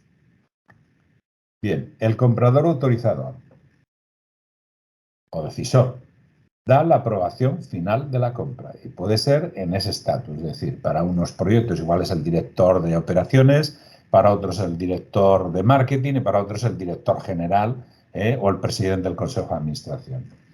¿Qué características tiene este individuo? Acceso directo al dinero, uso discrecional de ese dinero, lo puede poner donde quiera. Poder de veto, como he comentado antes, puede decir no o puede decir sí donde los demás dicen lo contrario. Normalmente es una persona de altísimo o alto rango en la organización. También puede ser un conjunto de personas, puede ser incluso un consejo, un comité, una junta general de accionistas, etcétera, etcétera, dependiendo del proyecto. Por ejemplo, si lo que estamos vendiendo es una central nuclear de, no sé, de 2.000 millones de euros, pues evidentemente eso es, digamos, de un comité, de un consejo de administración, de una junta general de accionistas, etcétera, etcétera. ¿Cuál es el foco de atención de este comprador? Pues es el impacto que tiene el proyecto en la organización. No le hables de bits, ni de bytes, ni de caballos que tiene el coche, ni de kilómetros por hora que puede recorrer. No le hables de esto. Si tú le quieres vender una flota de coches, no busca las características técnicas. Esto ya lo ha hecho el evaluador, ¿vale? Lo que busca es cuál es el impacto de ese proyecto en la organización. ¿Qué impacto va a tener el montar una flota de coches en mi empresa? ¿Vale? Entonces, gente de este tipo, pues un montón. Es decir, tiene poder de veto, normalmente es en algunos casos un comité, es un consejo de administración, etcétera, etcétera, o es el jefe de Estado Mayor del Ejército que dice, pues compramos tantos F-18, tantos Phantom del tipo que sea. ¿De acuerdo? ¿Vale? ¿Os queda claro? Bien, vamos a ver el evaluador. ¿El evaluador qué hace, amigos míos? Es el que criba, hace una selección. ¿Vale? ¿Por qué? Porque juzga aspectos técnicos que son medibles y cuantificables, ¿vale? Es decir, oye, pues si es el de la flota de coches, es cuántos caballos tiene esto, qué consumo por kilómetro tiene, cuál es el tiempo, digamos, de mantenimiento, cuál es la garantía que me ofreces, etcétera, etcétera, etcétera. Normalmente realiza recomendaciones para que el autorizador decisor compre, ¿vale? No puede dar el sí definitivo. A veces se autoproclaman de que, bueno, yo doy el sí, no, perdona. Ellos sí que pueden decir que no. Es decir, no pasas el filtro, ¿vale? Pero no pueden decir sí. El sí lo dice el de más arriba, ¿de acuerdo? ¿Cuál es el foco de atención de esta persona? Es el producto o servicio para ver si cumplen los requisitos en el proyecto. ¿Os queda claro? Entonces, el evaluador es un personaje o varios que criba las opciones que hay para subir ese proyecto al nivel de más arriba, al nivel de decisión. ¿De acuerdo? Vale. El usuario opina sobre el impacto del proyecto en su trabajo. ¿Vale? Esa es la función. Y puede ser cualquiera. Si lo que queremos vender es ese TAC que comentaba antes, ese aparato General Electric, pues aquí el usuario va a ser enfermeras, médicos, etcétera, etcétera. Y los técnicos también, que ponen en marcha. ¿Qué características tiene el individuo? Pues usan el producto o el servicio. La pregunta que se hacen es cómo les va a ayudar en su trabajo y la relación que tienen directa entre el éxito en su trabajo y el éxito del proyecto. Es decir, cómo va a afectar el TAC, si es que lo compra el hospital, en el trabajo del médico, de la enfermera, del técnico, etcétera, etcétera. La actitud de Apache, cuidado con ella, es lo que os he comentado antes cuando he preguntado qué pasa si la persona que tiene más poder en la organización, el CEO, decide que ganemos nosotros. Si nosotros vamos allí y firmamos el contrato, cuidado porque esta gente se va a volver apaches. Es decir, que si vamos al director del hospital, porque es amigo nuestro, y porque tenemos credibilidad con él y la empresa también, y firmamos directamente sin tener en cuenta a esta gente, tenemos un problema. Porque cualquier pequeño problema que hay va a ser un grandísimo problema. Yo lo he vivido en persona, he cometido el error y lo he pagado, y lo he pagado con creces. Así que os recomiendo que no. Por ejemplo, imaginaros que yo voy directamente a Iberia y soy de Airbus o soy de Boeing y con el nuevo director general o presidente de la compañía, que tiene mucha confianza con él, decide que compra 50 Airbus nuevos o 50 Boeing nuevos. Y yo no he consultado con los pilotos que son los usuarios. Voy a tener un grandísimo problema. Cuidado con esta actitud de los apaches. Hay que tratar con ellos como usuarios o como técnicos evaluadores, porque serán también evaluadores los pilotos, algunos de ellos, y hay que tratarlos para que ellos nos den el sí, para que eso fluya y llegue arriba a la decisión final, ¿vale? Por parte del autorizador decisor. Cuidado con los apaches, Vale. Y luego está el aliado. El aliado lo que hace es ayudarnos a la venta, ¿vale? ¿Qué hace? Nos suministra información sobre qué, sobre la situación general, las personas clave, cómo son las influencias compradoras y dónde se encuentra. Se puede encontrar en la empresa cliente, se puede encontrar en mi empresa, pero que conoce a la empresa cliente, o en ambas, o puede ser otra digamos, en otra empresa o en otra institución que conoce esa empresa y que me da esa información, ¿vale? Por tanto, lo podemos tener en varios sitios. Y ahora vamos a empezar el proceso de, mirad, podemos trabajar de esta manera con el organigrama, ¿de acuerdo? O podemos trabajar con el documento que os he presentado antes. Los dos son complementarios. Este es más visual y el otro es, digamos, más en detalle. Vamos a intentar vender este aparato, ¿vale? A un hospital. Mirad, el director general, ¿qué es? Autorizador decisor. Le pongo autorizador decisor. Y el director médico es autorizador decisor. El director de I+D+I es un evaluador, nada más. El director financiero es un autorizador, porque por él pasa la pasta también. El director técnico es un evaluador, ¿vale? Y luego tenemos el médico 1 y el médico 2. El médico 1 es un usuario que además es aliado, porque me conoce, etcétera, etcétera. El médico 2 es usuario nada más. El técnico que depende del director de I+D+I es un evaluador usuario también. Y el otro técnico de la dirección técnica es un usuario, el otro es un usuario. Bueno, pues yo lo que he de hacer es rellenar esto. Vale, esto me da una visión ya de cuáles son los perfiles que hay dentro de esta venta. Pero si yo utilizo el documento de arriba a la derecha, debo poner nombres y apellidos. No es director comercial, es José Pérez, perdón, o José Sánchez, perdón, director comercial, ¿vale? He de saber nombre y apellidos, ¿de acuerdo? Bueno, pues una vez que he hecho esto y he detectado las personas clave, puede ser que se me escape alguna. ¿Qué debo de hacer? Ir al aliado, al médico 1, para que me empiece a dar información de quién interviene en esta compra. ¿Lo veis? Bien. Y entonces lo que hago y lo que tenéis que hacer vosotros es rellenar todo esto y definir el perfil.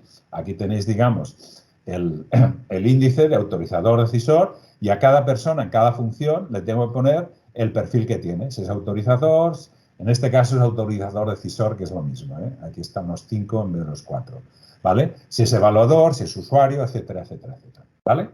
Pues bueno, ya he rellenado una columna, que es la columna del perfil.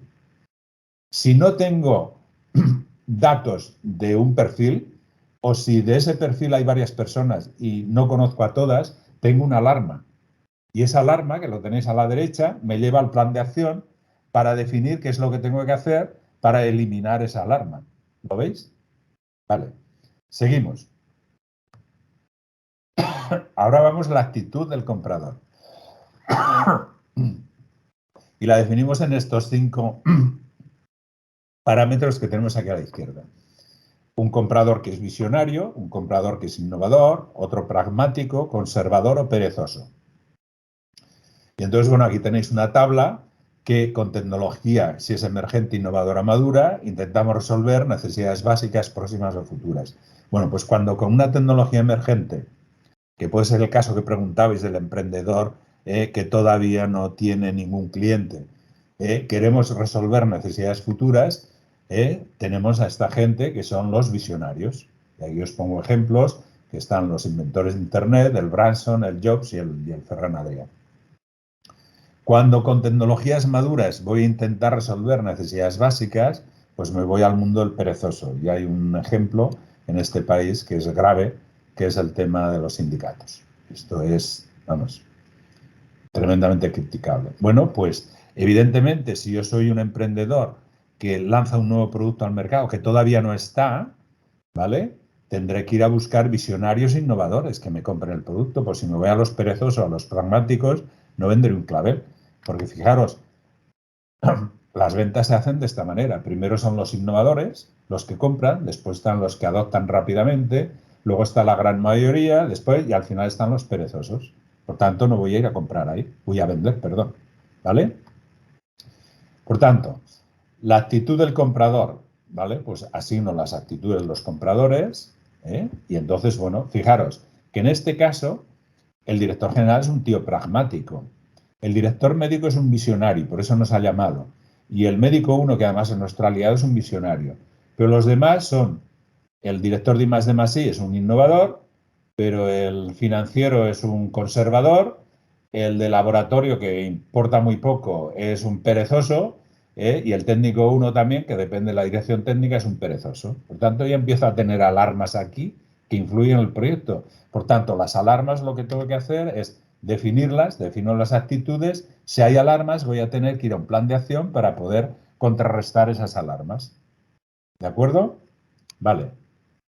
Bueno, pues ya hemos cubierto otra columna. Y ahora vamos a ver la relación con el cliente. Y aquí, para que sea más gráfico, tenéis esto de aquí. Sin contacto, poco contacto, muchos contactos y contactos en profundidad. ¿Vale? Fijaros, con el que es el autorizador decisor, que es el director general y el financiero, no tengo ningún contacto. Lo tengo crudo, ¿eh? Muy crudo. Resulta que con el director médico tampoco tengo ningún contacto. Resulta que tengo pocos contactos con el médico 1, que es mi aliado, y muchos contactos con el técnico 1, que depende de la dirección de técnica y que además es un perezoso. Y pocos contactos con el técnico 2. Pues lo tengo muy crudo. Aquí saltan un montón de alarmas. Y esas alarmas es que tengo que acceder al director general, al director médico, al director financiero y al director de I más D más I. ¿Lo veis? Vale. Nivel de contactos. En profundidad es necesario mantener el contacto y realizar la llamada de seguimiento, aunque tenga contactos en profundidad, porque es la manera de tener una atención con el cliente. Porque si yo llamo a un cliente y cada vez que lo llamo es para intentar vender algo, me cerrará el teléfono. Pero si lo llamo continuamente y le proporciono información que le está aportando valor, cada vez que lo llame me cogerá el teléfono. Y me tendrá como un vendedor consultor. ¿Vale? ¿Vale? Si es poco el contacto que tengo, es necesario subir el nivel, y si es sin contacto, tíos, hay que hacer contactos con los clientes. Y por tanto voy a esta columna de aquí para definir los contactos. En la medida que tenga nulos, pocos, etcétera, etcétera, ¿vale? Lo que tengo es una alarma y tengo que otra vez ir al plan de acción para generar acciones que me impidan o que me corrijan esas alarmas. ¿De acuerdo? Bien. Ahora vamos a ver también el nivel de receptividad. ¿Por qué compra la gente? Porque existe una discrepancia entre su percepción de la realidad y los resultados que quiere. ¿Vale? Y vamos a ver los modos, digamos, de respuesta del comprador. Y depende de dónde estás, lo ves de una manera o lo ves de otra, como esta figura que tenéis aquí a la derecha. Vamos a ver esos niveles. Mirad, los resultados que necesita mi empresa cliente son estos. Y los resultados actuales que tiene son estos. Y la percepción que tiene el cliente es esa. ¿Qué creéis que hay aquí? ¿Hay gran oportunidad de venta o poca oportunidad de venta? Ánimo. Venga. Hay alta probabilidad de venta. El cliente es consciente de que sus resultados... Jesús Alberto Castro dice que es muy poca. ¿Quién? Pues no, es todo lo contrario. Sí. Ahora Pero veremos... Jesús Nieto, y con interrogante, pone muy alta o alta. Sí. Pero fijaros, es decir, los resultados que necesita la empresa son esos de la flecha azul, ¿vale? Los resultados que tiene la realidad actual son esos de la flecha roja. Y la percepción que tiene el cliente de sus resultados es que es paralela a la realidad que tienen. Por tanto, hay una alta discrepancia y hay una alta probabilidad de venta, porque el cliente necesita los resultados de la flecha azul. ¿Lo veis? Mirad, otro ejemplo. ¿Hay alta o baja probabilidad de venta aquí?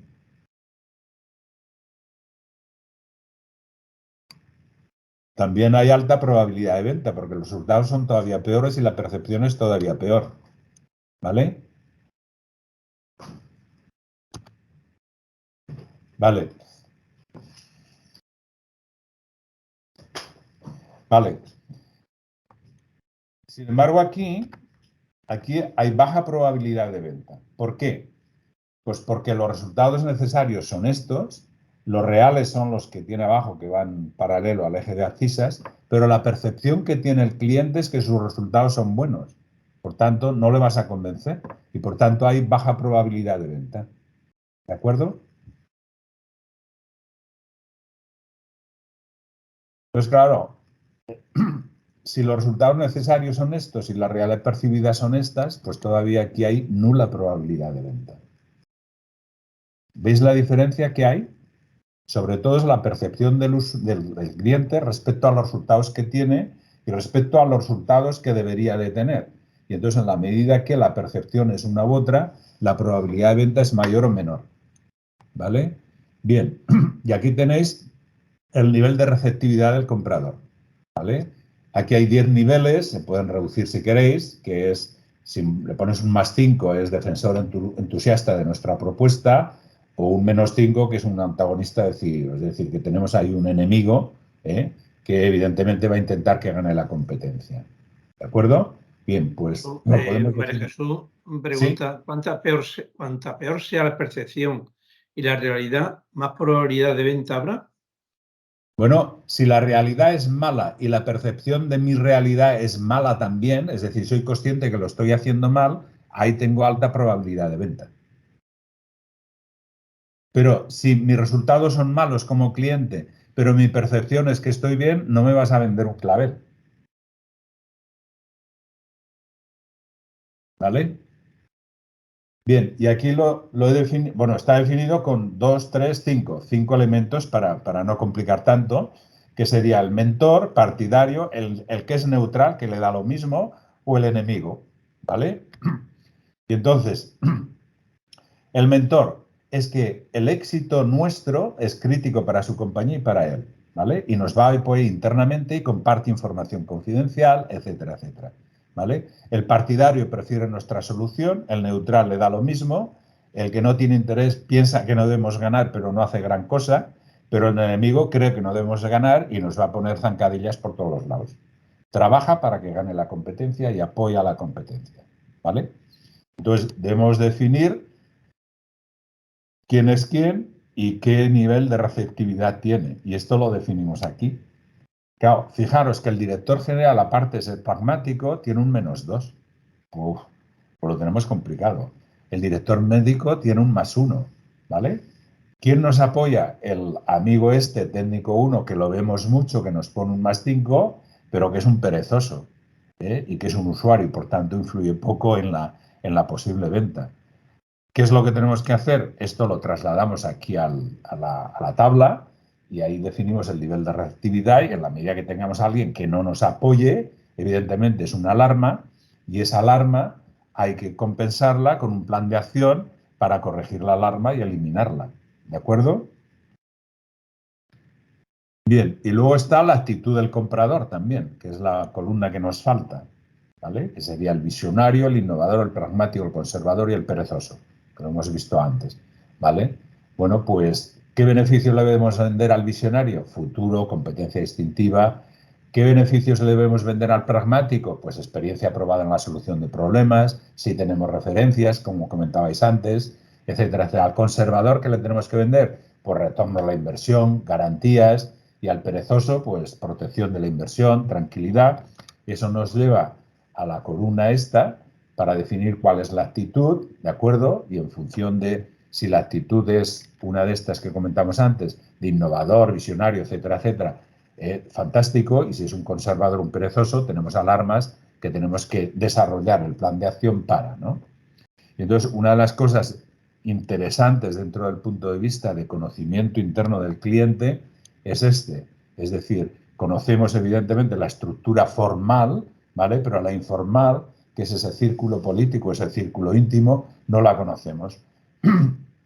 Y hay, en este caso, una distinción entre lo que es el rango y lo que es la influencia en una compra, ¿de acuerdo? Y esto lo tenéis que conocer, y ¿quién os puede dar esa información? Pues es el aliado. Es decir, hay una persona, en este caso, que tiene un rango 4 que está arriba de la organización, pero en este proceso tiene una influencia prácticamente nula.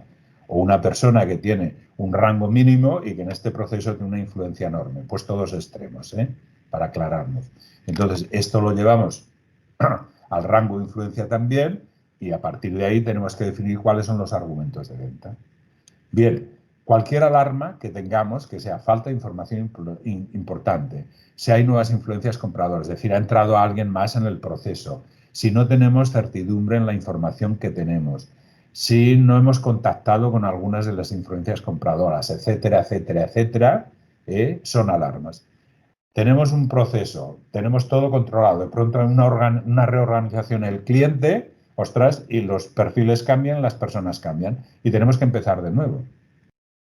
Para aquellos que estáis en la administración pública, como cliente de la administración pública, tenéis como cliente la administración pública, el tema está que hay unas nuevas elecciones, ¿vale? Y las personas que tenéis de contacto ahora y que ya las manejáis y tenéis más o menos claro cuál es su postura, ¿de acuerdo? A lo mejor cambian y entran nuevos perfiles con nuevas personas y tenemos que empezar el proceso de nuevo, ¿vale?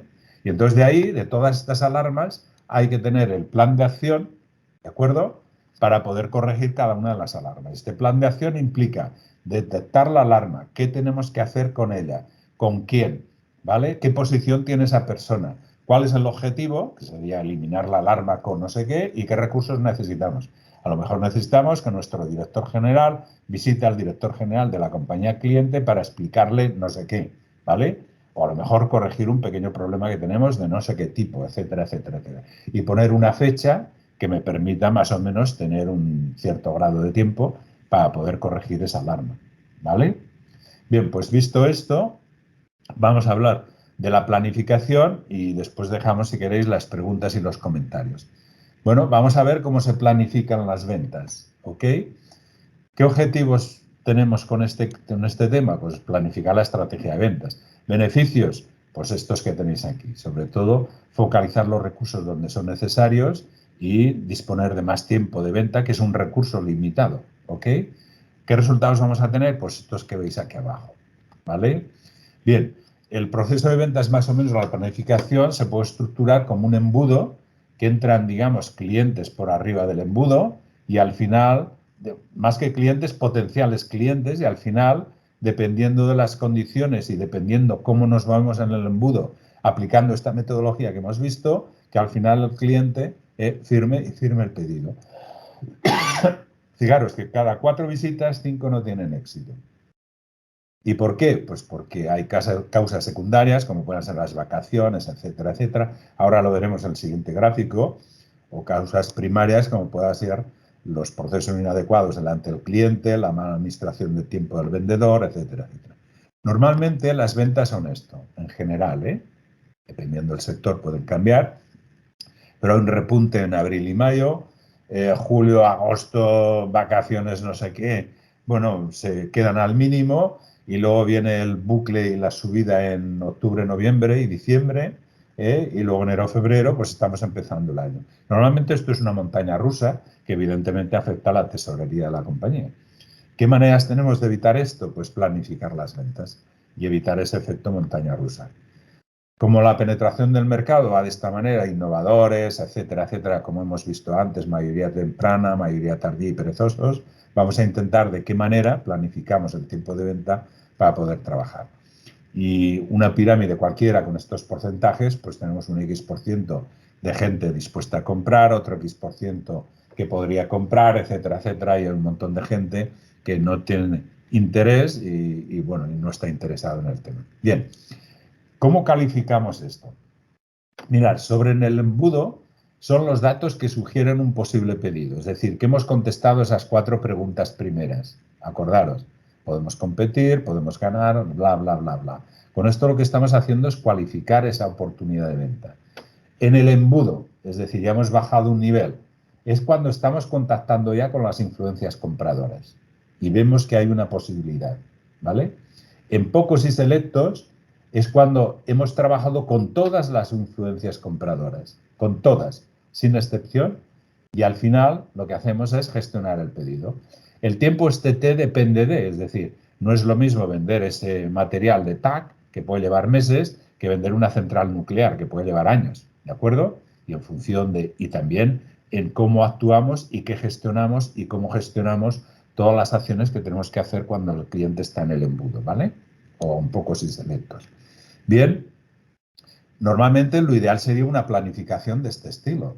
Es decir, en el embudo tengo unos cuantos, en el embudo, perdón, sobre el embudo, en el embudo tengo unos poquitos menos y pocos y selectos al final. Bien, ¿qué es lo que tengo que hacer? ¿Vale? Pues, ¿qué es lo que hago en este caso? Ahora, imaginaos que el embudo está horizontal. Yo tengo un 20% de clientes en el embudo, sobre el embudo, otro 20% en el embudo y pocos y selectos en el 60% de clientes. ¿Qué es lo primero que tengo que hacer aquí? ¿Qué es lo primero que haríais? No, como nos queda poco tiempo, contesto yo. Lo primero que hay que hacer aquí es cerrar los pocos y selectos, porque si no igual se van a la competencia. Si los estamos ahí toreando y toreando y toreando, hay que entrar a matar en algún momento. ¿Sí? José Alberto dice fidelizar a los clientes. Sí, pero fidelizarlos, ¿cuál es? En este caso los tengo en el embudo de esta manera. Y hay 60% de pocos y selectos que están a punto de comprar. ¿Qué debo hacer? Centrarme en ellos y cerrar el pedido. ¿Vale? Y luego ya los fidelizaré. ¿Vale? Dice que a los pocos y selectos. Exacto, sí. Y luego, ahora veremos qué es lo que hay que hacer después. Primero es pocos y selectos, pero vamos a ver cerrar la venta. Y cerrar la venta. Vale. Entonces, ahora hay otros dos ejemplos que tengo que hacer en el ejemplo B y que tengo que hacer en el ejemplo C. Pues en el ejemplo B lo mismo, es cerrar los pocos y selectos y ahora vamos a ver qué tenemos que hacer para que el embudo fluya. Y en el ejemplo C no tengo nada en pocos y selectos, pues tengo que empujar a los del embudo a pocos y selectos y a los del embudo al embudo, ¿vale? Y esto me lleva a esto de aquí. Es decir, fijaros, para que la planificación sea correcta es que si yo tengo un éxito de cada 10 clientes que tengo en el embudo, solamente firmo uno, que el ratio es 10:1, quiere decir que por cada uno que firme necesito meter 10 en el embudo para que el embudo fluya. Y esto es una tarea de titanes. Y tenéis que saber cuál es el ratio de éxito que tenéis. En el de abajo, el ratio es de 1:5. Por cada uno que firme, necesito meter 5 en el embudo para que fluya el embudo. Porque si no, nos encontraremos con esas montañas rusas que hemos visto antes. ¿Vale? O ese ejemplo primero de que tenemos un 60% a punto de firmar y luego el resto del embudo prácticamente está vacío. Por tanto, es un tema de planificación que además es clave, es decir, si el ratio es de 1:7, por cada cliente que firmo necesito meter 7 en el embudo. Hay que buscar y, vamos, al campo, como dice aquel. El comercial tiene que ir al campo, ¿vale?, para buscar esos 7, ¿de acuerdo? Y meterlos en el embudo. Esos 7 con las características que hemos visto antes, es decir, que esas 4 preguntas que hemos visto que son clave tienen que estar clarísimamente en el sí para poder meter sobre el embudo y a partir de ahí avanzar, ¿vale? Bien, pues ese es el tema, es decir, que en la medida que yo firme... Javier comenta que mejorar el ratio de éxito en base a todo lo visto anteriormente. Bueno, la aplicación de esta metodología nos puede ayudar a mejorar el ratio, es decir, el paso de sobre el embudo a pocos y selectos, ¿vale? Y entonces, si lo hacemos adecuadamente, evidentemente esto fluirá con más, es decir, con más velocidad, por decirlo de alguna manera, y nos ayudará a mejores resultados. ¿Vale? Y entonces, bueno, lo que tenemos que hacer es, en el documento de planificación, cuántos hay sobre el embudo, cuántos hay en el embudo y cuántos hay pocos y selectos. Si sumamos el total del potencial de venta que podemos hacer, nos va a dar una visión de cuál es el potencial de venta que tenemos en los próximos días, semanas o meses. Y ahí nos lleva otra vez al tema de plan de acción.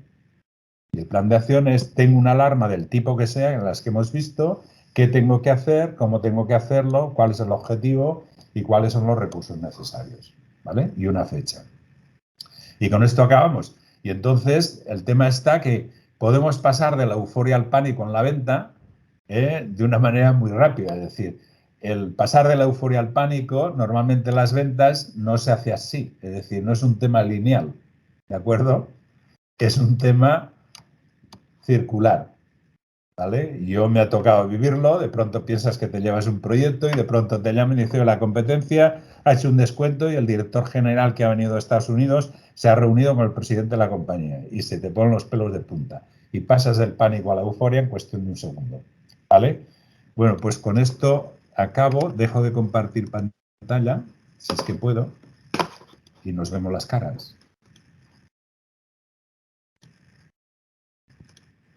Pues, y a partir de ahora, preguntas y respuestas. Si alguien ya quiere intervenir ya directamente, pues sencillamente levanta la mano o abre el micrófono y se dirige a Jesús. Sí, un comentario. Hola, buenos días. José Alberto Castro, pero te oímos mal. Ahora mejor. Soy Xavi Cabrera. Sí. Me ha parecido excelente la exposición, va primero eso, pero conociendo la anarquía de los vendedores, yo soy o era uno de ellos, ¿cómo ves factible seguir todo el proceso paso a paso y que se cumpla? Es una lucha titánica. Pregunta excelente, te la agradezco. Mira, una de las ventajas que tiene este proceso, si se implementa en una compañía, es que el director comercial puede tener el control de todo lo que está ocurriendo en su red. Punto 1. Punto 2. Toda la organización habla el mismo lenguaje, ¿vale? Toda la organización comercial. Punto 3. Ante cualquier dificultad con cualquier cliente, que sea un cliente difícil, si el comercial que lleva a ese cliente aporta estos documentos, todo el equipo le puede ayudar. Y es una ventaja increíble para una dirección comercial. Entonces, claro, si hay un comercial que no lo hace porque se siente que es un trabajo, que no es tanto al final, ¿eh? Yo creo que hay que ponerlo en orden para que presente estos documentos. Es decir, además, este método se puede integrar prácticamente en cualquier tipo de CRM que tengáis, ¿vale? ¿Qué es lo que ocurre? Que también el CRM, los comerciales se resisten porque cuando llevan sus contactos en la agenda y se van de la compañía, se llevan sus contactos. El CRM les obliga a que esos contactos se queden en la compañía y, por tanto, también se resisten. Pero yo creo que hay que forzar a que utilicen esta metodología porque es la manera de, repito, de tener un lenguaje común en la organización, de tener un control y tener una ayuda por parte de todo el equipo comercial. Muy bien, muchas gracias. Venga, ¿algún comentario más? Juan José Pérez también quiere... Venga, desde levantar la mano. ¿Sí? Juan José. Hola. Hola. Hola. Jesús, nos vemos las caras por fin, ¿no? Bueno. ¿Qué le iba a decir? Vamos, mi tema es que yo le vendo mucho a la administración pública, con la nueva ley de contratos y licitaciones que sacaron. ¿Qué hacen? Que hay una persona de compra que pide un producto específico porque está acostumbrado a trabajar, por ejemplo, el bolígrafo BIC, pero cuando llegan las licitaciones, pues claro, vienen con bolígrafos marca La Pava, marca China, muy malo, con unos precios bajísimos. En un principio iban a pedir juicio de valor para todas las licitaciones, cosa que ha dejado de hacer la administración pública. Cuando yo llego y me encuentro a los clientes, me dice el cliente, no, yo quiero un bolígrafo marca BIC porque a mí me va muy bien. Me he quedado en 4 licitaciones fuera por los bolígrafos BIC. Porque había gente, me ha pedido BIC y luego ha llegado a la competencia y ha pedido y le han mandado pues la marca, la que sea, ¿no? Marca. Eso me ocasiona a mí que el que decide, si hubiera un juicio de valor, la persona que decide o que toma la dirección técnica que evalúa, no ha habido, en un principio tenía que haber y no ha habido una administración técnica de eso. Me ha dejado fuera de la licitación. Ya. Y hay un problema muy grande que yo me estoy encontrando con la administración pública. ¿Vale? Luego han salido los macro concursos a nivel nacional, como la Tesorería General de la Seguridad Social, el Instituto Nacional de la Seguridad Social, el Ministerio del Interior, Guardia Civil, Policía Nacional, que tenían que comprar todo a través de centrales de compra, con una cantidad de problemas de luego del usuario comprador de aquí, de oficina de a pie, con unos problemas increíbles. Pero como que no quieren reconocer ese error y siguen ahí trabajando con eso y deteriorando lo que es el comercio tradicional y pequeño que funciona alrededor de la administración pública. ¿Vale? Entonces, bueno, yo quería señalar en mi caso concreto el problema que yo estoy teniendo no es por producto, no es por calidad, no es, sino por el tema de... Es porque no has trabajado suficiente al cliente, perdona, Juan José. Sí. Cuando tú vas a una licitación de la administración pública y no has hecho un trabajo anterior, ya has perdido el tema. No, si lo hago yo mi trabajo. No, porque las condiciones las pone la administración pública. Sí. Si tú has trabajado antes con evaluadores, ¿vale? Con etcétera, etcétera, etcétera, para que tu producto esté y las condiciones y las características de tu producto se tengan en cuenta, cuando llega la licitación, tú vas a la licitación y es una lotería, ¿te toca o no te toca? Entonces, mi recomendación, Juan José, es de que trabajes con la administración pública para que el pliego de condiciones favorezca tu producto. Es decir, normalmente las grandes empresas hacen lo mismo. Hay lo que se llama la RFI, que es la Request for Information. Yo voy a comprar algo y no sé exactamente cuál es la tecnología que hay en el mercado y lo que hago es pedir información a las empresas que están fabricando esa tecnología. De ahí yo, como cliente, hago lo que es la RFP, es decir, oye, hazme una propuesta, Juan José. Y entonces tú me haces una propuesta en función de los requerimientos que yo te pido, porque me ha llegado la información de diferentes compañías. Y una vez que la propuesta ya está hecha por parte tuya, y tú me dices, esta es mi solución, yo pido la RFQ, que es RF Work Quotation. Es decir, ahora dime cuánto vale.